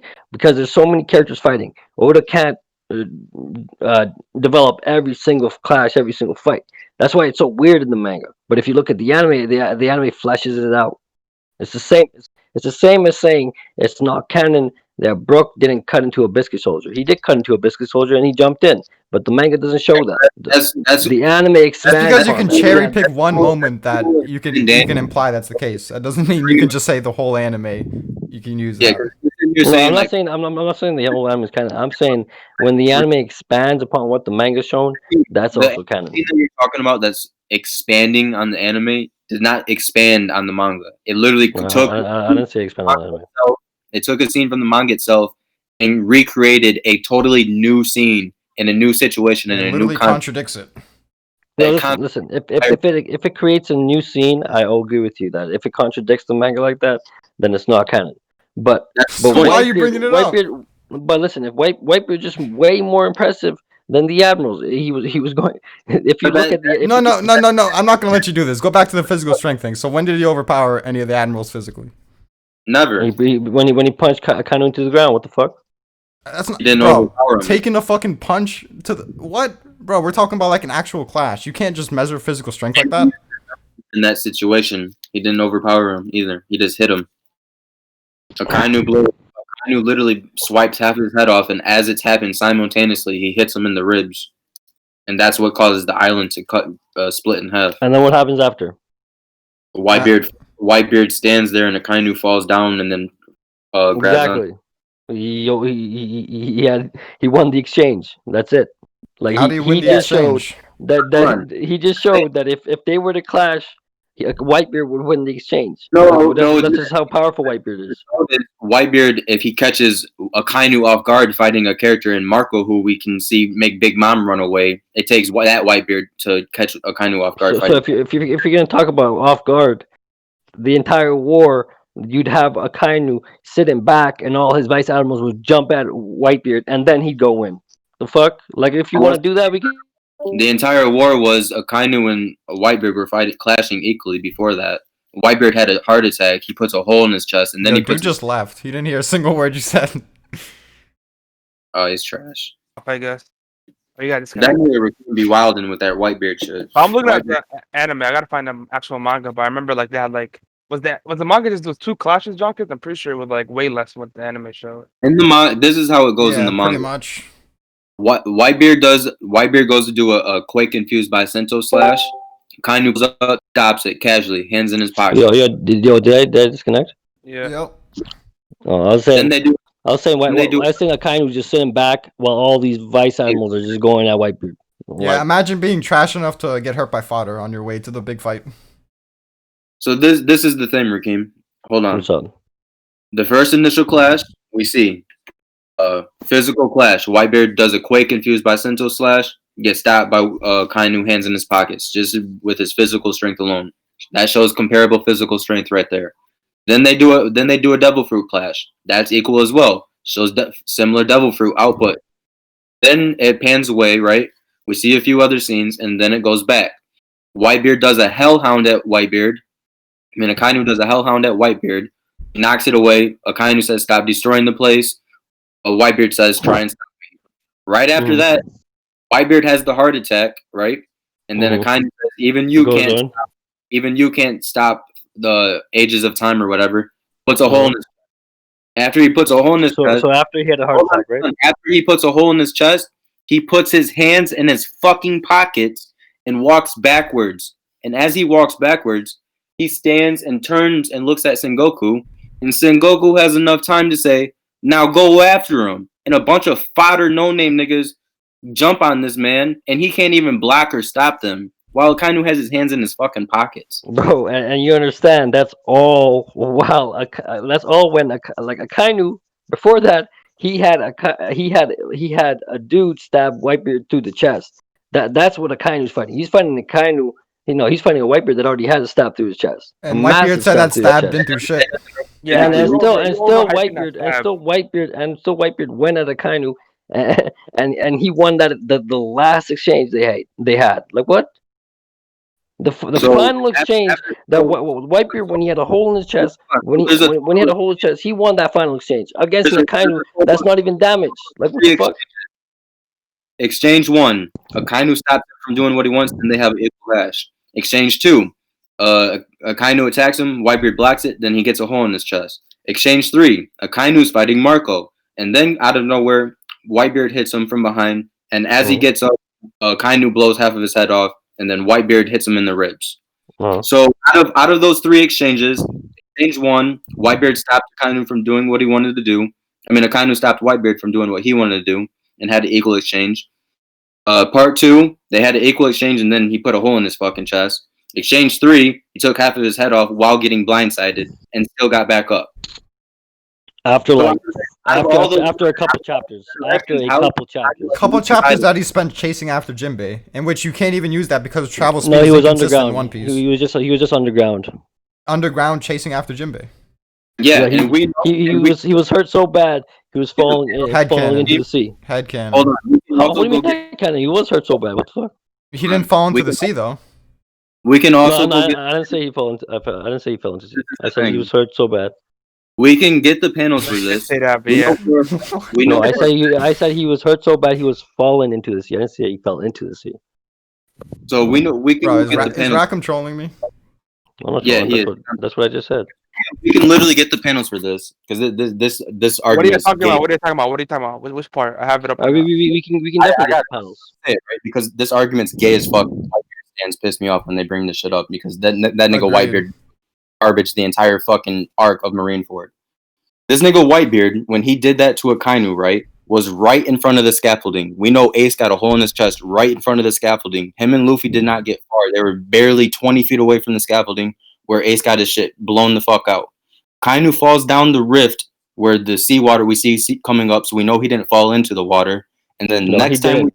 I never said he fell into the water. let me finish. And all before he even falls down that hole, Jinbei had already started running away from Luffy to the other side of the island. By the time Jinbei got to the other side of the island, Akainu did his whole exchange with Whitebeard and still got around Jinbei and got in front of him. He was never down once. He still took half of his head off, suffered minor injuries in comparison, put a hole in his chest, and got snuck in the process. But he wasn't out. Like, I didn't say Akainu was out. I never said that. I said Akainu got hit and he just fell into the earth. That's what happened. That's a fact. I think if Whitebeard, Yeah, he did lose the exchange. He fell into the earth. What are you talking about? How does that mean he lost the exchange? He lost the Bro, exchange. You can't fall into something. You falling into something automatically means you lost. Bro, What the fuck? he got hit. He got hit, and he couldn't attack back. He was done. This for is why for that like 1 second he couldn't attack back. Not for 1 second. He was done. He couldn't get back. Like he Dofi was lying on the floor versus Gear 4th after the first hit, but then he took like 6 more. Yeah, this is why that Whitebeard shit is gay as fuck to me too, right? With Whitebeard, this nigga on every situation and any interaction with a fucking top tier, whether it be from Mihawk in the beginning to Kizaru trying to come after him to Aokiji coming after him, he got saved every fucking time. Whether it had been Jozu or Marco or Vista, all of them all saved him every single Can't time. go after King like that though. You know? Yeah, what the fuck? That shit. That's It's like not- a general. It's like a general having his like lieutenants and shit fight people that are Bro, weaker. he's not saying that he The doesn't fuck? have a reason to do that. He's just saying that shows that he needed help or like he was at a disadvantage. Well, it's a war. He's not gonna 1v20 all these guys. What the He's fuck? not saying that Whitebeard should go about it in another way. He's just saying that that moment happening shows that he's at a disadvantage or however he wants to word it. Okay, Whitebeard- if you're gonna say that every time. Whitebeard, the entirety of that war was never an advantageous situation in front of an admiral or Mihawk, other than when he snuck Akainu and he still wasn't in an advantage situation because he got his head blown the fuck off in the process. Mm-hmm. And yet in that same war, Aokiji's like, "You got be careful, man. That's the most dangerous man coming at us. That's the world's strongest man coming at us." So even Aokiji, the guy that's above Akainu, admits that Whitebeard's the strongest. Like I don't know what you're reading. Like you're clearly ignoring parts of the story. If only this Like, thing that's called what's happening. reputation existed. If only that was a concept. In the same way that Kaido's a fraud, Whitebeard was a Dog. everyone and their mom that had Yo, fought, whose mic is getting fucked up? everyone that had fought him previously, even his trusted son that was essentially his real son, all knew he was a shell of his former self. Oh, obviously, he wasn't as strong as former self. That's Yeah, exactly it. He's still stronger than a lot of people. Like even like, you guys can't deny the fact that niggas knew he's sick, but they still call him the strongest man. Like at the same time, when Oda knows the he's one sick, time he calls was him the fighting strongest without man. he was fighting without any heart attacks or anything like that, he kind of went even with freaking Akainu. Obviously, at the end he might die, but there's nothing stopping him from killing Akainu before that time comes. I think if he kept chasing Akainu under that chasm, wherever, I feel like he would have fucked him up even more. Look at the chapter I mean, title. to what extent is arbitrary hold on. and hard to tell? The chapter title is One Man, One Heart. All right, the chapter title is One Man, One Heart. Hold on, Ricky. He did go out. He did go out after and fight the entire Blackbeard Pirates. They didn't kill him, but he still had time to have his speech as well. Like he wasn't. You know, like, I'm just gonna be cancerous with semantics. For all we know, Whitebeard was paralyzed after hitting Akainu with that final hit, and he needed to recover as well. For all we know, guys. That's cardless. For all we know. Listen, I still think Whitebeard is more impressive than almost every Yonko bar Kaido in terms of feats or anything. So like him being weak. Kaido definitely has better endurance than Whitebeard. I don't understand the argument, right? Whitebeard is insane. The context He of got Akainu nerfed by his sickness. in that situation was Akainu was going after Luffy and Ace. That is his main mission. That was his main mission the entirety of the war.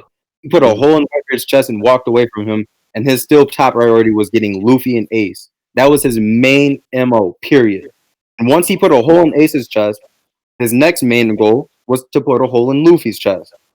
Him getting stopped in the process of that by Marco, and they started fighting. He's still trying to get past him. Whitebeard did what he did. He still put another hole in Whitebeard as he did that, right? So what the fuck is the point of continuing trying to fight Whitebeard already has holes in his chest, but that Whitebeard won that exchange. I don't know why you're saying he lost the exchange. What the fuck? That makes Literally lost zero sense. It's not WWE. You don't get a ring out victory. What the fuck are you talking about? What are you talking about, bro? He hit him. You know, listen. He No, hit that fight. Akainu. Okay, Did he- what we're arguing, Luffy, is that fight was like inconclusive. But like, if you would like, if you're leaning one way or the other, let's say like it's like a UFC fight or something, it goes to like split decision. Who would you give it to? And Whitebeard wins that. What the fuck? Give it to Akainu Whitebeard, usually. and I give in it the to Whitebeard too. you guys are trying in the same way you guys are trying to say, oh, as he's falling down the cliff, he could have got another attack in on him. In the same way I can say is Whitebeard's on his fucking knees and has a hole in his chest. Akainu could have did another attack on him while those other fighters people were stabbing him and he couldn't do shit about it. It goes both. Rufy, when It goes both. when the original That's true. Akainu fanboy is telling you that Whitebeard won that exchange, you gotta accept it. You know what I mean? Like, Like I don't That's what I'm care trying- about. like, about- listen. The chapter title is called "One Man, One Heart." Right? Crocodile says his shit, and the Whitebeard's like, attack while crying about his son listen, Crocodile's in his eyes. just listen, and he- listen. Crocodile says his shit, right? And Whitebeard's like, you expect too much of me, Crocodile. I'm one man with one heart, right? And then he goes on. He's like, they call me a fiend, a monster, blah blah blah. But I can't remain the strongest forever. That doesn't mean that he's saying he's not the I strongest. agree with Rakim. You're being credulous. He's still the strongest. He just can't be the strongest forever. So why would Everyone- he use the word strongest then? Why not just say I can't be on my prime level self? Well, it just makes no Because absolute that's the entire theme We're of shadowing, Whitebeard. shadowing that change of an era. understand Fine. Whitebeard fans are so disingenuous on the narrative of Marineford. The entire narrative of We're Marineford arguing. was the changing of the eras. The era were changing, and the legends that were leading that era were done for. Their time was up. Blackbeard said it to Sengoku and Garp, and the other admiral said it to Whitebeard. Y'all niggas washed up. Y'all done with. Y'all old as fuck. New era's coming. Get the fuck out of here. That's what happened. Whitebeard had been sick for years, didn't make news headlines for years, and he wasn't the strongest man anymore. Sengoku and Garp weren't the strongest in the Marines anymore, and they weren't leading that shit like they used. All right, well, what news did Akainu and Aokiji have for the last 20 years? Carlos. What? What news did Akainu and Aokiji have for the last 20 years since it's their era? What news did they have? Do you understand this Whitebeard's era up until he dies? You understand that, right? So up until the moment Whitebeard dies, it's still his era. Like, you're being credulous. It's Whitebeard, right? Whitebeard, the Yonko, the sole Yonko, right? That goes and fights Marineford by himself. Even though his fucking crew, pull up the Kaido though, right? even though his crew gets slow diffed and shit, right? No He got- other crew is doing that. No other crew is doing that. He and his crew got low diffed. Not just the My crew. boy No, Cross in no. the chat. What's good, bro? He was the most impressive out of everyone in that war. What are you gonna say, Junkins? No, I just said my boy Whoa, Cross he in the was. chat. Come on, who was the most impressive, Rakim? Whitebeard was the most impressive. Nah, Kainu was. What? But I still I was think kind of more impressive. because of what he did to freaking Whitebeard, and after he got beat up, he was still able to like fight a bunch of people. After Okay. that was clean the entire But time. what He had Whitebeard, no, like, like- if remember, look at that. Remember at the end where like they're saying all the feats and shit, and what Whitebeard did. He took all that damage. He did all that, right? Okay. He almost killed Blackbeard, but Blackbeard's crew saved him. The same Blackbeard, right? That goes on and he's fighting the old gen people. You know what I mean? Like that's Whitebeard. And near death he did that. You know what I mean? So obviously he'd be the most impressive. The whole war centers around him. The same Akainu that killed Ace could have killed Luffy. Then went and got I kind of had a struck by- matchup advantage on Ace. That's and why he one shot him. Still impressive, and got snuck by. Not really snuck, but he did kind of get. You can call it snuck by Whitebeard, but still was able to in one attack take half his head off, then take two world's strongest man attacks, and be fine. Like I don't know how much minutes later, 1v X the commanders, and was fine Yeah, after he did two. solo the commanders. Which That's is like- my boy I'll- Marco, I'll who y'all give- say is I'll like give near you a kind Yonko of- level. I'll give you a durability kind of- of. like, it's insane. Listen. I'll give you that Akainu was like if I had to choose between who was most impressive, Whitebeard or Akainu during that war, I give it to Whitebeard. But they're really close. Like Akainu, to me, that's why people have like Akainu over Aokiji. But even though Akainu did all that in the war, I still have Akainu equal to Aokiji. You know what I mean? And like Yeah, Akainu because what happened after, you know? Yeah, so if we're talking about like what they've done, Yeah, Akainu has all these feats too. Like I'll give you that. He is this to me the second most impressive guy in that war. But Whitebeard in his old age, wow, like when he got stabbed in the chest and he did all that, and he's just one man with one heart. Well, here's Yeah. the thing: if Akainu's the second most impressive, the number one is Kizaru because he made Whitebeard his bitch. So Kizaru took no damage the entire war. he was basically toying with him, turning his back to him like he wasn't shit. Well, Whitebeard never like solely fought Kizaru. That's why. When they were having their clash, that basically what I just said happened. No, but do you understand why that clash started? It was because Akainu was gonna do something. I mean, what Kizaru was gonna do something, and Akainu swings, and Kizaru phases through it, right? And then he proceeds to shoot Whitebeard in the chest or whatever. Is that After what Boss happened? stepping on his percentile. That's as what well. happened. Yeah. Yeah. So basically, that's just Whitebeard trying to stop Kizaru. Listen, And if then- we're hyping up and then Marco for what he Kizaru did did to get King stopped. Queen, I feel like that's the same vein. That doesn't Like, say he's- anything about their power though. He might have gone stopped for like a split second, but he was still bodying Whitebeard while he got stopped. So what are we even saying? Yeah, but he's faster. Obviously, he'll hit him with Yeah, those little hits. he's faster, so he's stronger. Because Whitebeard can't do shit to him because he's faster, and No, he's no. overall super strong on top of just being fast. But the way it is that Whitebeard hit him right, and Kizaru phased to it right. But the way Kizaru fights is exactly like Katakuri. Kizaru will just phase to it. He's a fast guy. He won't get hit that much, right? But once you hit him really hard, he's done. Whoa! I don't know what the fuck What made the you hell think was that. that? That's just the dynamic of fighters like Kizaru, fighters like Unless you're an Katakuri admiral. in the story One Piece. That's just- Admirals, like, like it's not. We're not talking about like one trick, like guys like Katakuri that they're bread and butter. No, being, no, like, Hold on, obviously Draco, real quick. Obviously- So this just obviously shows how Kizaru can fucking take garbage Whitebeard is, because you have to make some insane handicap for Kizaru out of nowhere, or else he would just look way more impressive than Whitebeard. No. Listen. I'm thing not about saying. I'm not saying that Kizaru can't take hits. Kizaru can obviously take hits, but he's not taking a kind like the hits I kind of took. Like I'm like I kind of can take Why hits not? more than Kizaru can. Like what? It's funny Why because not just because of the dynamic of their characters? The That was same the- way Kizaru can phase through shit, from what we- kind from of what can we too. know with the Loki it's funny because they have two forms above what they shown on Marineford. They have their all-out full form, like non-awakening, where they go into their devil fruit mode, like we've seen with Enel, and his Raijin mode. That's like full Logia powered mode that we haven't seen from them yet. And then on top of that, they have an awakening. We So we this- don't know. We don't know if they have like the rights and shit. No, we know that's the full out No, Logia. that's headcanon. Who That's cares? your headcanon. Who cares? Yeah, yeah. Because That's massive headcanon. without even going into yellow monkey form. Like, The rising could just be an ability of his, you know. That's not everybody else. Yo, he's gonna turn into Golden Donkey Kong and fucking bang the drums, bro. I still think Whitebeard is more impressive than Kizaru just because of the magnitude of stuff he did, but you can't take away Kizaru's impressiveness as Oh well. no, listen. Kizaru to me, right? Obviously, Kizaru can take hits, right? But do you guys think Kizaru can take Yes. as much as a kind? I Not, think not so, as Leonard. much, but near. I feel like it's Okay, not but, gonna be how much? like it's not like a Like if It's like Akainu's their ability is a 100, Kizaru's is a 98. That's credulous. why is it creditless?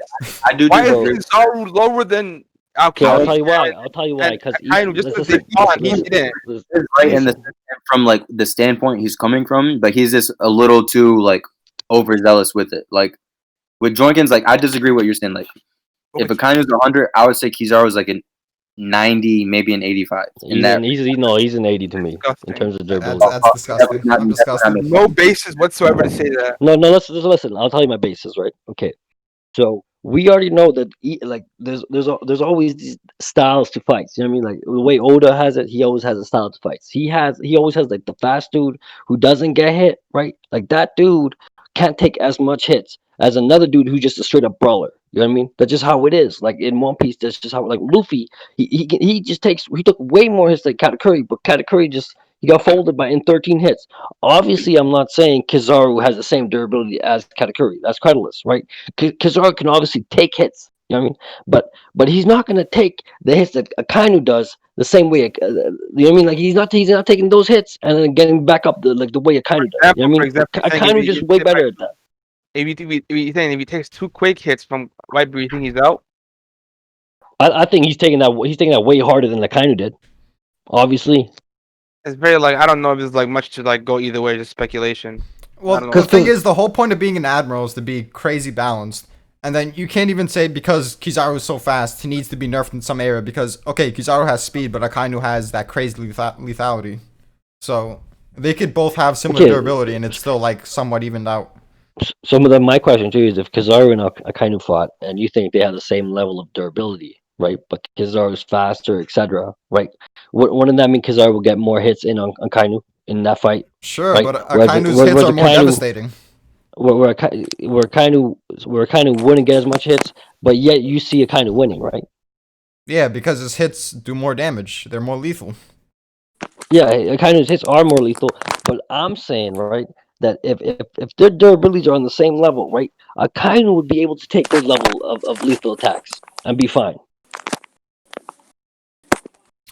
Well, I'm reading across his comment. He said, kind of lost since I joined in the middle of the discussion, but Whitebeard loses to any of the three admirals at Marineford. Agreed. That's a fact. But Rackham's a troll, so, you know, he's Oh, gonna... that's cardless. You're cardless on that, whoever that is. Alright, but yeah, say what you were saying. I'm saying if let's say Akainu fought Kizaru, right? And Yeah. and Akainu and Kizaru have the same level of durability, but Kizaru gets more hits in. You're saying that the lethality of Akainu's attacks, right, will make up for the number of hits that Kizaru does on Akainu, right? Yeah. But the thing is but the thing is, you're saying that Kizaru can take hits as good as pretty much as good as Akainu, But so it's- he'd take those lethal hits as well too. But whereas Kizaru has lethal attacks too. Like I don't know what you mean. Like Kizaru's attacking with light. Okay, but at the end of the day, it's gonna be an extreme diff fight. So yeah, they are gonna trade like pretty evenly. So I don't know No, what it's you're not. saying. No, Akainu high diffs him. I mean, maybe, but it's speculation at this point. See, the way I see it is that's how I see the fight going. I see Kizaru getting a bunch of hits in. You know what I mean? And Akainu taking those hits, right? But then he'll be able to hit Kizaru that one time, and that'll change that'll change like the course of the fight. You know what I I mean? mean, Akainu for can one-shot anyone in the verse if he gets the right hit in. Yeah, that's what I'm saying. But like, for example, if Akainu Aokiji, right? I feel like even though that was a 10-day fight, the really devastating hits happened later in the fight. Like no way Aokiji took like burned his hand off and he's fighting another 10 days. You know what I mean? Like that's just how I see it. Maybe you're So- just sleeping on Aokiji's durability and endurance. So I mean, so it's you weird think, because we've seen so you Kaido and think- Big Mom clashing for like 3 days and they didn't take any damage. So I don't know how much stock to put into these fights. Because their attack power and attack lethality is garbage. Damn, so Rufy, Denjiro has more do- attack do- power than Big Mom? That's crazy. So Rufy, It you is think what it is. you think I Aokiji agree with with one arm? You think This Aokiji nigga with one arm Denjiro. could fight Akainu for 10 days? He don't have one arm. He's got one leg, and he's a low. No, he burned his arm. Like, his Burnt. entire arm is burnt, It's and burnt. his It's and his burnt, but leg that doesn't and his mean leg he was burnt can't too. use it.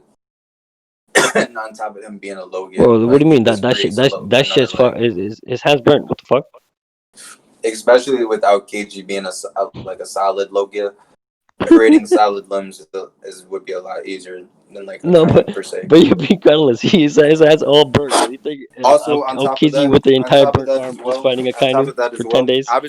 obviously you're arguing the injury factor. Obviously, that's going to be a factor in your argument. Cool. Yeah. But when I'm talking about him losing the leg, when I'm thinking of a Logia, especially a Logia Admiral going all out, I'm thinking of their giant Logia forms on top of Awakening. They're not fighting in their human form, so having not a regular human leg in that situation doesn't matter because he's a fucking giant ice sculpture. But that's like super Hagen, you know what I mean? That's just how Why I would see you the even fight. say that? But like the only one that's shown that You gave me a is hypothetical Enel. about a fight of them happening and he fucking burns them in the first day. Like, we don't know anything. It's all like, we don't know if they fight. No, They but- fought human form the whole time. We don't know if they But fought Logia basically, form the whole time. but you were alluding to him being able to still fight for 10 days against Akainu with a burnt arm, which makes no sense. With a burnt arm, yes, obviously. No, I mean, that's there's so colorless. many scenarios. He can get hurt and then he could hurt Akainu, so they're both nerfed. Like, what? So burnt No. arm Aokiji is basically comparable to Akainu. That's when Aokiji gave him his fucking ice burn on his neck and his ear and shit. The fuck is the nice one on the neck gonna do? Fuck him up. Fuck him up. Fuck you want me to say? But yeah, let's move past this. I'm fucking sick of this argument. Is Bro, there no, any but other all Whitebeard's the strongest pirate. All Whitebeard's the strongest pirate. So you're wrong on Shanks. You're wrong on Shanks over. We never really Whitebeard. discussed the Kaido shit. Just the Kaido, like we had him at 10th. No one agreed with that. We just jumped. Oh in. yeah, I don't know why you got Kaido lower. Like Kaido getting cut doesn't matter. He still has a lot more to show. Who is that? That's above Kaido. Are you like, nah, that guy's can't be above Kaido, or he's not likely to be Shanks. above Kaido? I mean, Shanks. Rayleigh as see, well. Rayleigh. this whole arc has told us that if there's one thing that's Kaido is garbage against, it's swordsman. So. Oh, is you have Prime Rayleigh there? Yeah, it's Prime Rayleigh. I don't think Prime Rayleigh's on the same level as Roger. I disagree with that. I don't think Shanks is above Kaido. I disagree with that. Shanks is a new pirate. I believe every time he's talked about, his crew is more mentioned than the biggest feat about Shanks is that he has some strong ass crew. He's able to recruit them. You know what I mean? Shanks' biggest feat is that he didn't die versus Mihawk. Well, that's 20 years ago. You know what I mean? Like that's probably like pre. Like, his claim to fame still to this day. 13. That is his claim to fame. But like, if you look at Shanks, if you look at Kaido, right? Has anyone ever called Shanks the strongest in anything? No. So I don't know why you'd have Shanks above Kaido. That makes zero sense. Yeah, but we all know that Kaido's whole false rumor of him being the strongest was predicated on the false rumor. They think he beat Odin, but he's a fraud. How is that a false rumor, player? Because the whole rumor was that he can't die, and Odin proved that he can die, and out of his own mouth, he admitted that Odin can kill him. So we know he can die. Okay, come on. I must have missed that. Can you tell me when that was? Where he said Odin could have killed me? Cause I don't remember reading that. After the Scabbards did the Odin Totsuka, and he got up the next chapter and calling them trash. He said I saw the vestige of Odin behind you, and I could have let you kill me if you were, but you guys are trash. When he said and then we have Whitebeard saying that even Odin lost to Kaido, as if that puts Kaido above Odin, when we know that's cap. Even Odin lost. So yeah, he just caught him off guard with that. He was in his whack form, dude. If they squared up on his like hybrid form or base form, that's just not happening to him. That form just has trash maneuverability. I mean, regardless if that's the case, he's still got fucking false hype. He got false hype. Yeah. As soon as the Kaido being fans the strongest Odin was creature about to kill that man, y'all should have known that the hype was false. Just like the undefeated. I still don't think it's not false because I've never seen a Kaido like that. I've never seen him as someone who can't take damage or someone who can't be killed. Well, that's what his hype was at the beginning. That's you thinking the way I've seen him. The strongest. He's an immortal. He's an immortal guy that can't be killed. That's why he's the strongest. But I was right. I was right that he wasn't immortal. Okay, but we all know because of plot, he's gonna be able to take damage and die. So whoop de fucking do, you were right. Congratulations. Exactly. That's what I'm saying. Like, but what we're saying is the actual fucking what the dialogue says. It implies that no one can like do any serious damage to him. Well, my point is that this guy Rufy's arguing the fact that he's immortal is why he's the strongest. But like, I feel like those are mutually exclusive. He's immortal, but also in terms of his abilities, land, sea, or air. Bet on him. Not bet on him because he won't die. Bet on him to win the fight. Like, I don't know why people think that. Isn't that the point of it though, Draco? Like, you bet on the guy that can't die, and his whole introduction is about he's so strong that he can't even kill himself. All the people he's fought have beaten him, but they can't kill him. Alright, but like, you can still lose a fight with that. In reality, like the whole perception of Kaido from the beginning was, yeah, this guy is stupid, dumb, strong, but he's also so strong you can't even kill him. That's why he's the strongest creature. But in reality, we know for a fact you can kill him because Odin proved that you can kill him, and out his own mouth, he admits that he can die and people can kill him. So the whole perception that he can't die and being called the strongest because of it is a false rumor. And one more thing, does that even apply to top tiers? I doubt it does because Big Mom thought she was gonna beat his ass. So I don't think any Yonko like thinks of that title as legitimate. And honestly, I mean, you can think about it as being legitimate. Like Crocodile thought he could kill Whitebeard. Doesn't mean shit. Like people are confident in their own abilities. Doesn't mean they were like. Yeah, but I'm saying he doesn't actually have the reputation of this guy's undoubtedly the strongest. That's just what casual people think. That's not what anyone who's worth a damn thinks. I mean, she did kind of give him that like If he was similar undoubtedly the vibe to it. strongest, When she he told would him. have took She over even the called era. she even called him monster and shit. This Yeah, is the she thing was about talking to Luffy. how Oda writes this shit, and it's so fucking obvious.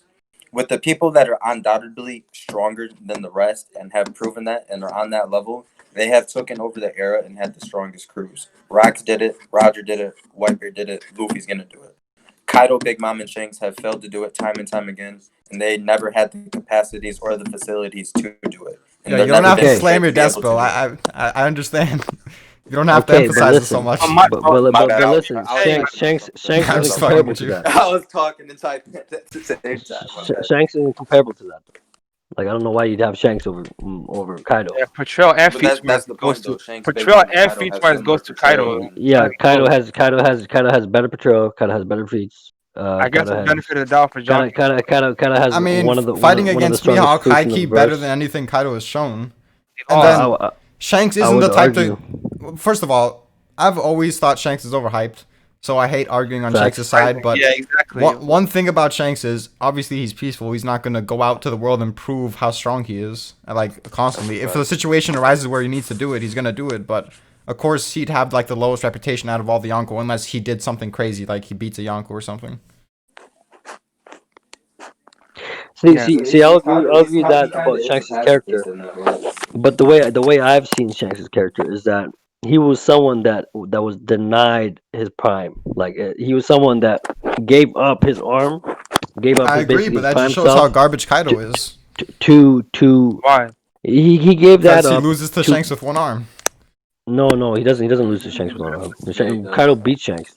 The funny thing about Rackham, it, right, you're so fucking stupid. it's But like you this. cuddless. What does It's- Shanks have it's funny because over Kaido? It's like this. It's not even about what you think. It's you repeating these statements as if I don't know you think this. Think what? That Kaido beats Shanks. Well, he does. I know you think he does. Matter of fact statements. But yo, going back to what you saying like these Yonkos don't like they think they can beat him, yeah, fine, but then they also give him his respect. Like when Big Mom was like showing some like she was like, you can't go and beat that thing. That's Yeah, just like and in terms of portrayal, Kaido and Big Mom are held above the other Yonko. And the only like argument I'll take is with Blackbeard, because Blackbeard is a guy that hides his strength. Like he plans and shit. Whereas Shanks, he's been a Yonko for 6 years. He's been under these guys for 6 years. I and mean, he he's moves not the top. different. He's not the top dog. But why would he fight any of the Yonko to prove his strength? It's not like he's He- hiding it, but he doesn't have a reason to show it. None of these Yonko really just fight each other like that. I mean, like they don't just go up and fight each other every day or whatever. If anything, Like I would think Shanks would be the one to do that the So you're most because agreeing he's that always Kaido's into whole like rumor that stopping he shit can't from hide happening. was So if you why think the people Yonko's about to go some crazy, But why shit not go doesn't fight really them? happen like that. Like Rackham said, like it's been like a decade since Kaido and Big Mom met. Like these dudes don't Two. fight. Why is his Yeah. homie Over Nushan on the two Goron stage to decades. stop something? If he's strong enough, why can't he stop himself? like what I was saying with Shanks That's a good too is question. that what I was saying with Shanks too is that Shanks had a scuffle with Kaido and he did no damage. Kaido did no damage to him too. That's why I think that scuffle was useless. It's like the same shit with Whitebeard and Shanks when they first like Well, clashed. that's a good point. Well, Kaido was- here's So the thing.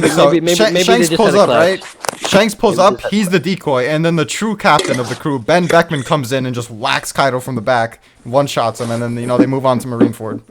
That's so correct. I was hearing people talk about this today, and they were trying to like give Shanks credit for like I don't know why Shanks fan was always trying to do this. Like you can't give the dude credit for that Kaido shit. Whatever wordsmithing you use, you can't give him credit. Like there's no way none of those guys fought each other. He's a political guy. You know, he's very political. Like he Facts. like the way he'll confront someone is like he'll be prepared before he confronts them. Whereas Kaido, he'll just go up to them and shit, and he'll be pissed or whatever.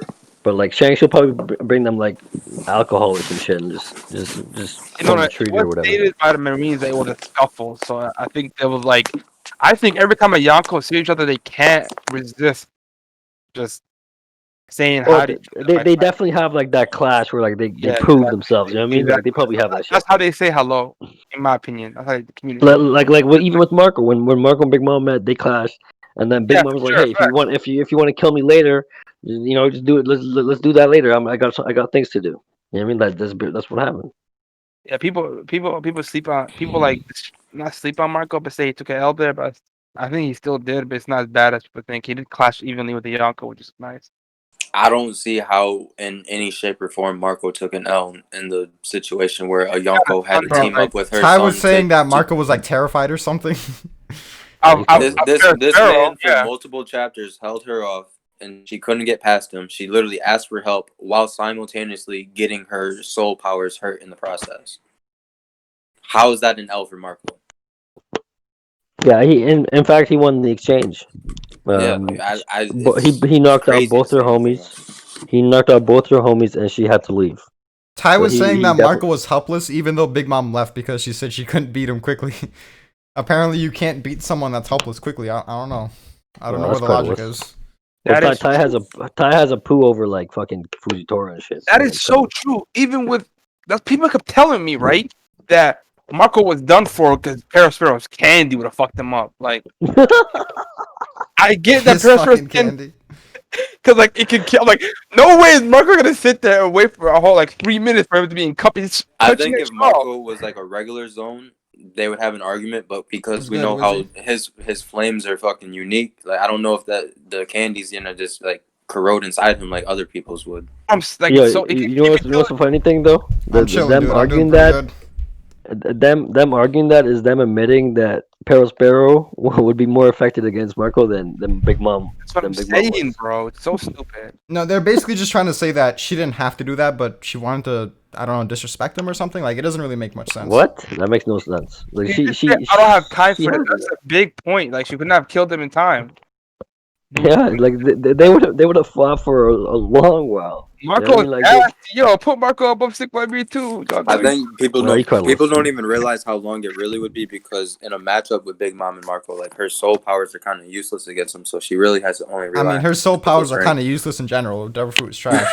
I ain't gonna argue that. Like you got it, but like especially with Marco, like she would only need physical strength to try to beat him, and we saying he can match her in physical strength. And that's TKC is not- wondering where you are? Well, just check out my YouTube. Yeah, go ahead. Yeah, that is a point for Marco. That shows Marco's physical strength because Yeah, he clashed evenly with Big Mom.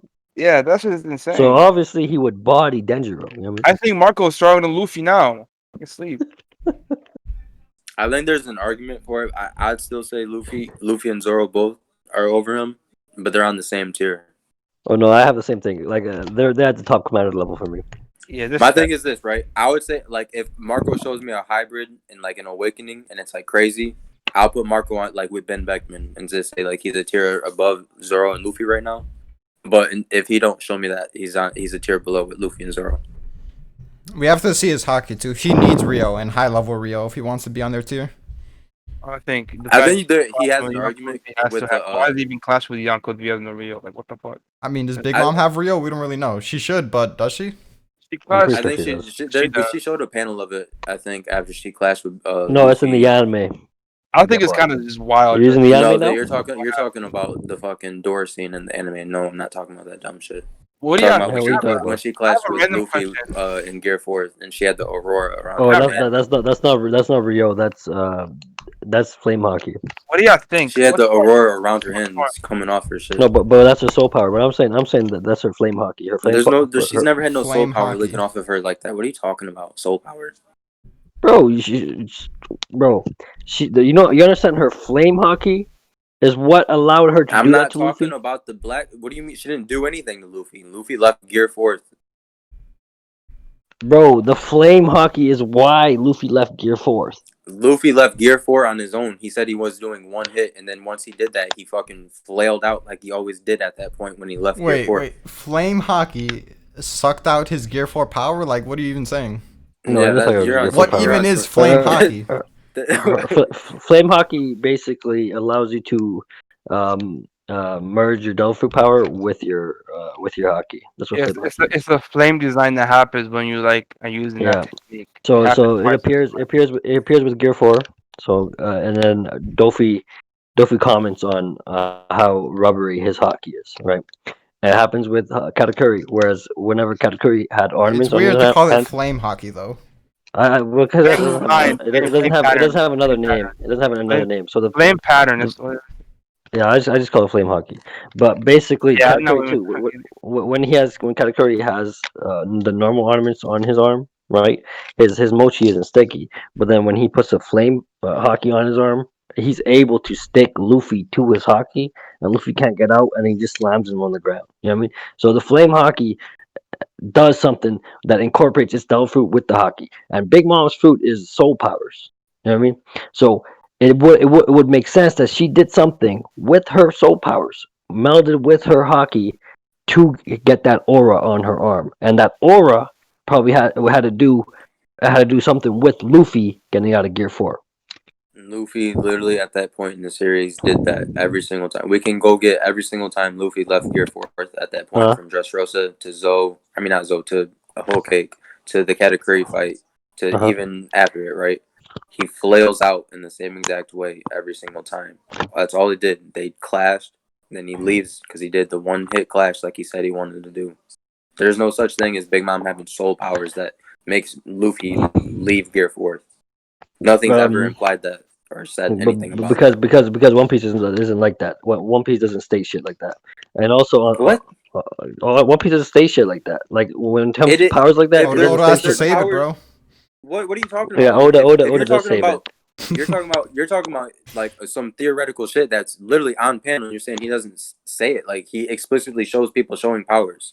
We know people are using powers when we see it. Did Oda ever say that Katakuri's mochi was sticky because of the flame hockey? No. Did Oda, Katakuri out his own mouth said There my was shit's no sticky. flame hockey when he first attacked Luffy, and Luffy got his arm stuck. Yeah, oh no, and it was that's sticky because then too. that's because Luffy's hockey was in his mochi, and his mochi encased around his arm, and he couldn't We move. He literally couldn't pull his hand out. Like when I'm talking about sticky, I'm saying like the sticky where like see he Luffy's touches the face get mochi stuck to the and it's outside of it too at that time. He couldn't get when off of it when he when first it had gets hit by hardening Katakuri. when it had hardening on it. Mm-hmm. No, what the fuck? He's never gone stuck to hardening. No, it's colorless. I mean, that first moment I was talking about, you could definitely argue that's him just being stuck. No, he is stuck, but like there's a different type of sticky, right? So if you look at if you look at the whenever he does that buzz mochi, is it buzz mochi? I forgot the attack, right? Where Luffy's hands are there, and he's trying to pull his hands out, and you see like the mochi, and it's hockey mochi, and it's like it's kind of it's sticking to him, but he's still able to pull out, right? That's the kind of sticky I'm talking about, where his hands stuck in there, he's not able to pull out at all. You know what I mean? That just shows that it's a different like Luffy's hands is just in there. You know what I mean? Like it's not stuck on the outside.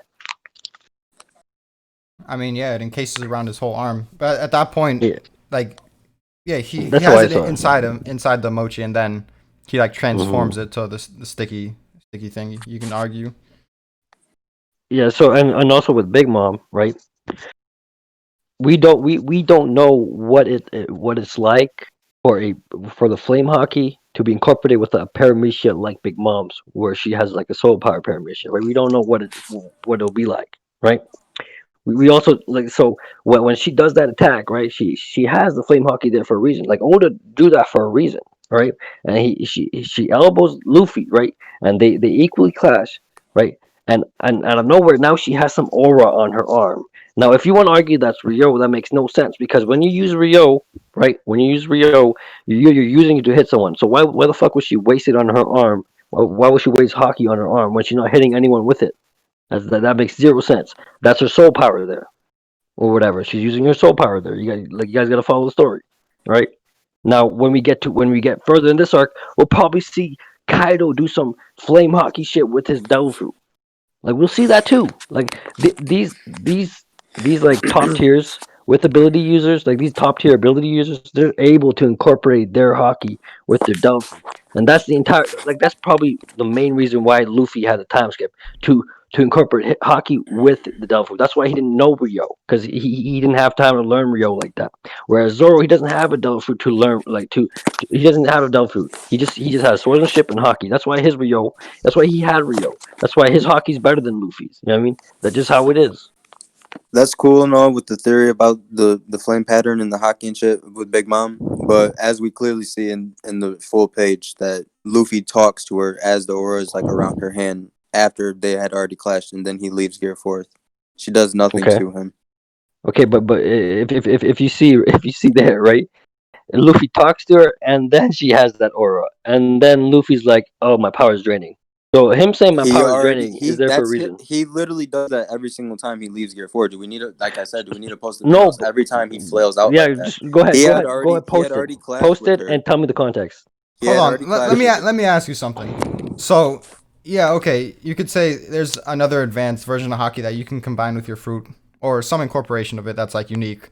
But what does any of this have to do with like stealing Gear 4's energy or whatever? Like nothing. Because Nothing soul related. like I said, You go ahead. like I said, her soul power, her soul power, um, souls have to do with life energy and shit. You know what I mean? Like she's able to take some guy's lifespan, But she's that's able to only take that away, if they're right? afraid.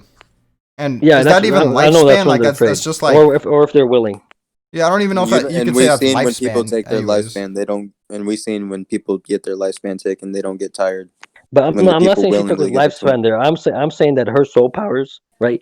Because she has soul powers, like that, like Oda can just expand that out to many different things, like stamina. You know what I mean? He could do shit. She could do a bunch of shit with it, it's a right? very loose Because connection.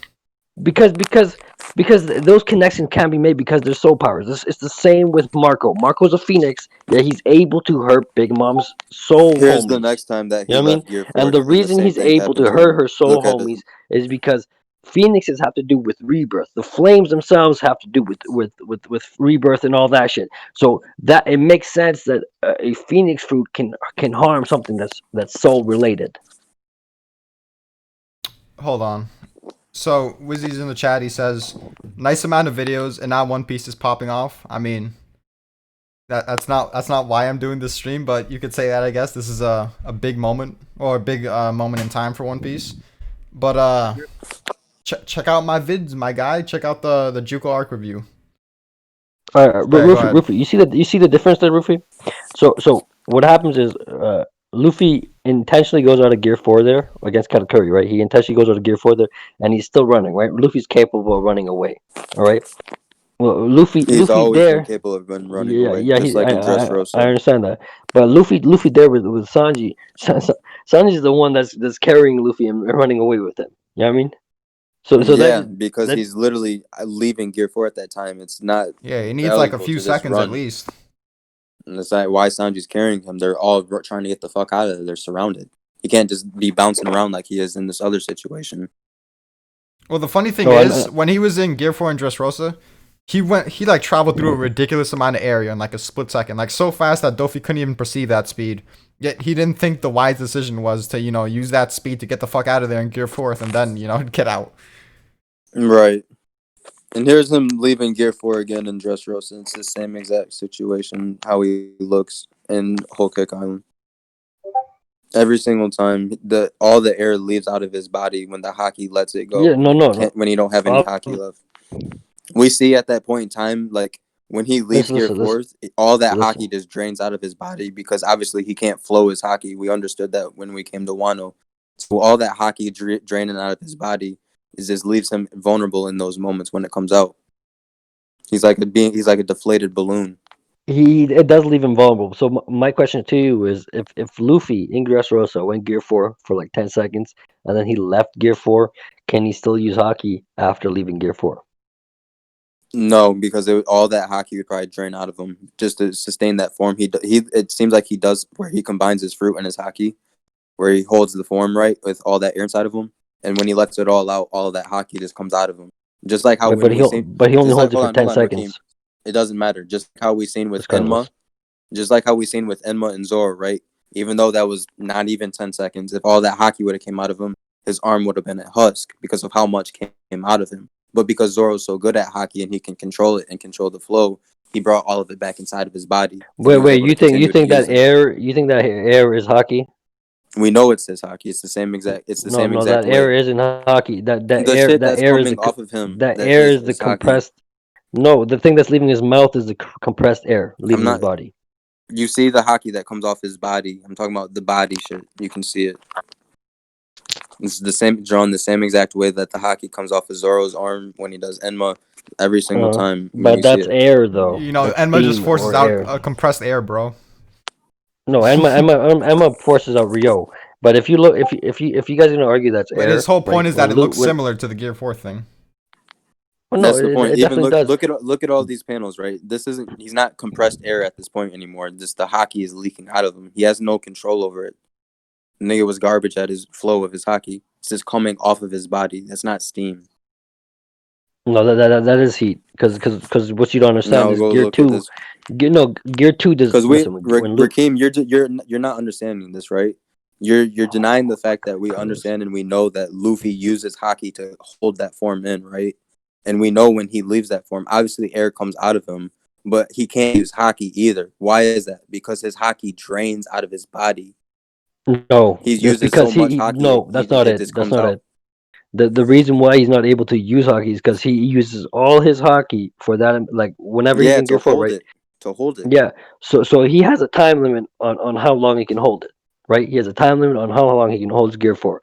Once that time limit's over, he can't It use comes hockey out. anymore for 10 minutes. It's not that it comes out. It's He just that can't he use wastes hockey if he all his uses it hockey. for 10 seconds, Rakeem. That's the point. No, he can. No, he That's what I'm saying. can't. That's why you're credulous on that. If You're Luffy went creditless. Gear 4, if Nothing's ever indicated that he can use hockey after he leaves Gear 4 up you until now when he you can took control his Rio. Rio.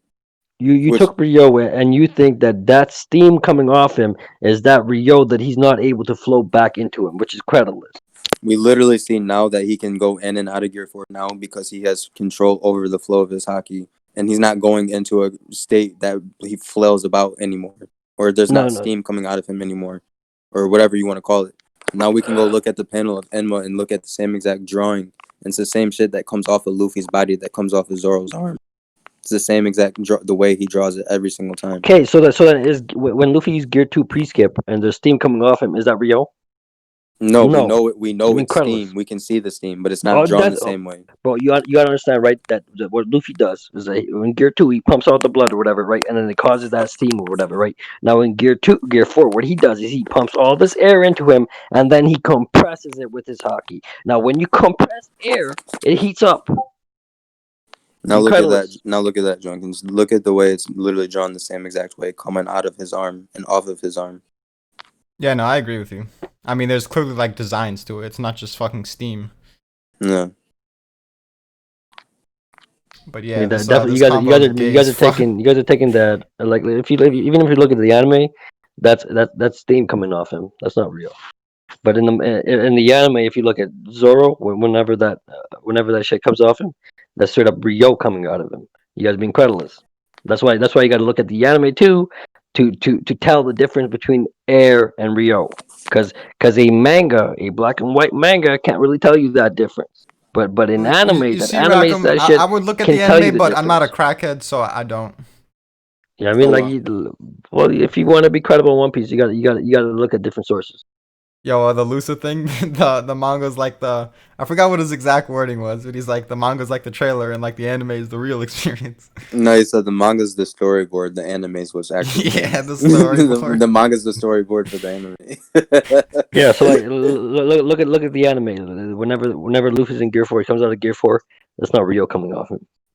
Like the anime specifically, it shows what's Rio and what's I not. can literally all these panels that I posted in the Creditless. DM. I can go get the colored versions for them, and it's No, literally no, drawn no, the no, same no. exact way for Pull the out the hockey. pull out the anime where Luffy leaves Gear 4, and show me if that's Rio.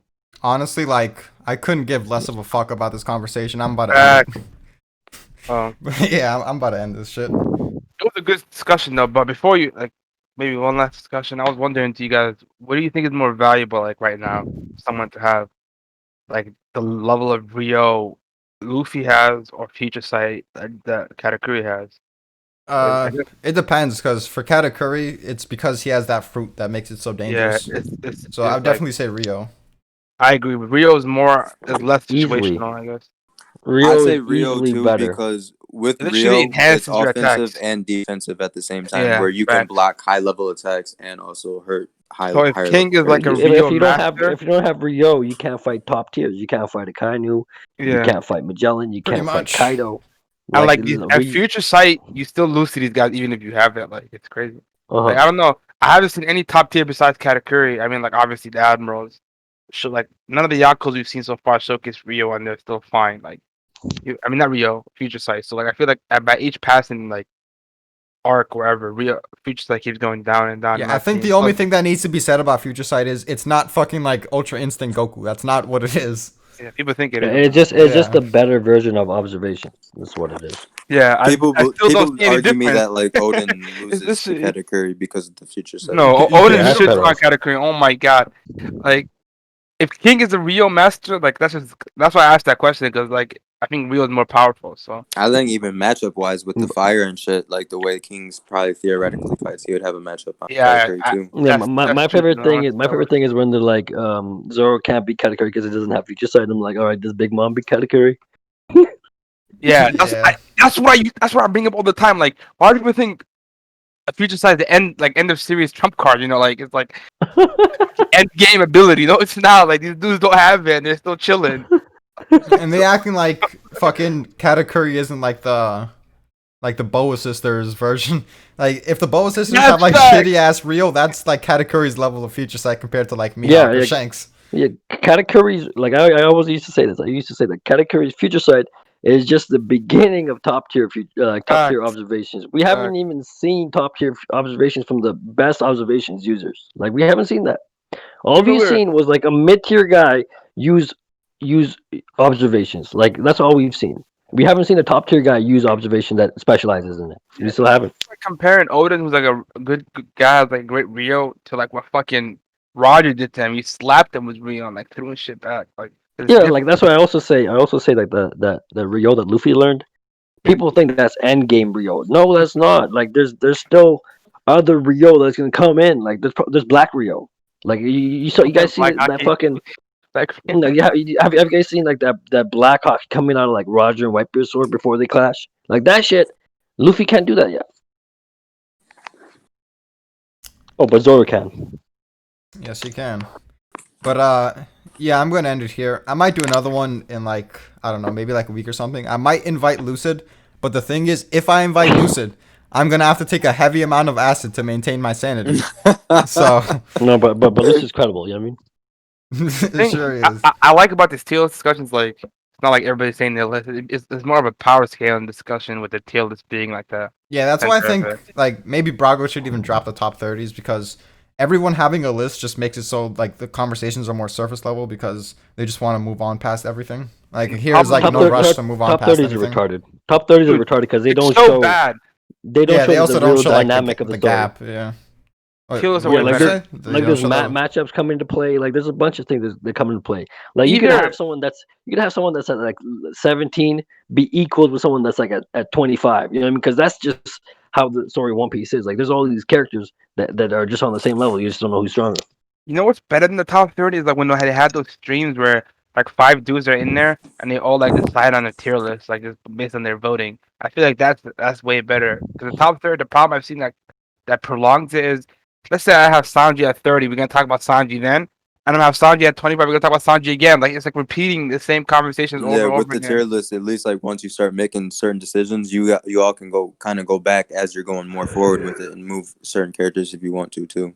Yeah, I just don't like how like these talk about the same shit over and over again. Like you can have a conversation about Marco versus King 7 times in the top 30 because everybody has. No, but the worst thing is they all have like basically the same list. So there's no arguments like for other shit. Like you gotta have someone with like a One different thing opinion. One thing I did see this year though, like on like anyone's top 30s, there was very, very, very few Shanks at number one. Yeah, I would happy with Hey, that. you like to see it. Some dudes had Kaido at 9, which was crazy. We had Dragon at 9 too. Like Dragon got shit on. Yeah, someone had no. Ty had like the admirals at like 25 or some Oh yeah, shit. he That was had funny. Killer above the Admirals because they're on the He rooftop. had a poo above the fucking admirals. He's He, said, retarded. you yo. got Yo, caught off guard, bro. yo, so Zoro one shots Aokiji and Fujitora. The whole like Apu didn't get one shot, but come on, bro. Like that shit was. Oda was Bro, clear what he was doing there. Zoro was running from the direction Apu was facing, so and he saw him because he blocked. So yeah, it's just fucking stupid. I still don't understand why Oda had Apu get up after like. No, because Marco healed him. I don't know about that. You're forgetting that, bro. Come on, Marco Yeah, put Marco, his yeah. fire around the Nah, entire honestly area. though, I think everyone kind of does sleep on the supernova. Like, I think the supernova. Like, I'm not saying like they're all on the same level, but Oda kind of does portray them in a sense where like you can compare them. Like Apu, like he can beat. I think Apu could probably beat characters like Jack and Queen in a 1-on-1. Maybe. I mean, I think he's probably gonna play some part in the Kaido fight. So if he does, then yeah, he probably does. I think that's what Oda's kind of doing right now, where he's pushing the supernova to be like at that forefront. Obviously, there's a My only thing is hierarchy. like, if that's your goal, then why make like Killer and Apu look so shitty compared to Zoro? Unless the whole point is Zoro's just that guy. But even then, Yeah, it's like Zoro it's a and bit Luffy excessive. are them niggas. I Yeah, wouldn't Zoro even is say that he definitely made the nigga. Killer look shitty. I think the simple fact that like he took Zoro to the diff that he did in those circumstances proves that Killer was a commander level combatant at that point in time. It depends, because Zoro was casual for like the entire fight until he decided to one shot him. Yeah, but Killer didn't have his real like weapons too. I think I'd it say was weapons are stronger. they're both nerfed, but Those in the weapons are same He way, got a stronger. like bunch this, of right? there's a bunch of mission factors there. When people pointed this out to me like a long time ago, like back in February, and I went back and like reread it and seen it for myself. He became a king for yeah. Luffy goes to like extreme diff situations, and Zoro will be in the background. So like Luffy beat Arlong, Krieg, and Buggy, right? And Zoro was injured for a lot of those situations, and then he got a sword, and then at a Whiskey Peak, he's still equal to Luffy, right? Even though Luffy went through all those situations. Same Zoro, that with guy. Yeah. Then you can go with Crocodile to Enel to Rob Lucci, but in Thriller Bark, you can even argue he's stronger, if not equal, right? And then now we can go to the New World. He fought Doflamingo, Cracker, Katakuri, come to Wano. At the end of the day, he's still equal. And then he got Enma and Luffy got another power up, and simultaneously they're still equal. Luffy goes through extreme diff situations and grows in that way, where Zoro just trains and grows alongside of him, and then he gets power ups through new swords.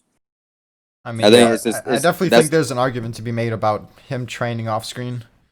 And there's also the fact that, you know, him and Mihawk are probably more compatible. And then, I don't know, because a lot of people say, like, okay, you think Zoro got more out of his training than Luffy? Like, if you put Zoro above Luffy in any aspect, they're like, you think Zoro grew more than Luffy? What the fuck, bro? Like, he could have, Oh he no, could have, they're like, he retarded. could be better at training. He has better matchups against certain people at that point in time, even though they're equal. Like No, I would say like Zoro and Law, like in Whole Cake Island, instead of Luffy that fought Cracker, put them in front of Cracker, they both beat Cracker. Whereas Luffy doesn't have the ability to take all the Biscuit Soldiers out at one time or get to like Cracker without going through the Biscuit Soldiers. He's a head-to-head physical fighter. He didn't have nothing at that time for that, so it was a hard matchup. Luffy gets bad matchups and good matchups. People always just think it's one-sided. Cracker was his worst matchup. I will agree that Cracker is a bad matchup. Cracker's still that guy, though. And there's also the fact that the way people look at it, they're like, oh, Luffy's a captain. He has to have everything better than Zoro. And that's not the case. We get to Wano, and Zoro did have better ornaments than Luffy. Like, it's just how He it still is. does. And he still does. He still does. That's a fact. Like the Enma. Wait, you think he still does, even though Luffy has that level 3 shit? Yeah. Yes, because of like I'm saying, the Black way Rio. the way it's portrayed is like Zoro, like just like how Kobe awakened observation and Marineford because he's an observation specialist. That's his affinity. That's what he's going to be a god tier at. With these Black Blade swordsmen, that like Zoro's going to be an armament specialist. Like with Rayleigh, he's obviously a conquer specialist. Roger, conquer specialist. That's probably why they didn't have Black Blades to begin with. It's not like they're like a tier or two below Mihawk because they don't have Black Blades. It says I don't know, Mihawk's man. As Mihawk's armament hockey's probably he's an armament specialist like Zoro. They're gonna have Black Blades. That's what I believe too. I think anyone that specializes in a certain ornaments, they'll always just have better better hockey than someone that doesn't specialize in it. Assuming similar potential, yeah. Like yeah, that's just common sense. Roger, I see Roger as a conquer specialist, right? And I see Garp as like an ornament specialist personally, right? Yeah. But when I would they say fight, like Garp, Ryuma, and Mihawk probably have the strongest armament hockey in the series. Yeah, like ever. and and if Garp and Roger fight, I feel like they're comparable, even though one specializes in a different hockey. They just end up the same at the end. You know what I mean? Like they just there's no one Roger doesn't just body Garp or some shit. Okay, with that, I think I'm gonna put this to a close. This was a fucking cancerous ass discussion. I'm not gonna lie to you. Because looking, Rackham's my boy, but I fucking hate him with all my being at the same time. So, Good vibes. good Good vibes, vibes. yeah. Rackham, go play Smite, motherfucker. Oh no, I don't like that game. Yeah, I'll just play League, you know. try it out with us. damn, that nigga Mello went crazy. Fucking, you Who's play Mello? you play on a stack team with us, bro. A whole different game. But yeah, I'm Is it gonna like end here. it's like League, right? It's like 5v5. Yeah, that how it is? it's League, but you know, you actually aim your abilities. It's actually fun to play the game. Okay, I'll try it out. Yeah, let me know. But yeah, I'm ended here. Peace out.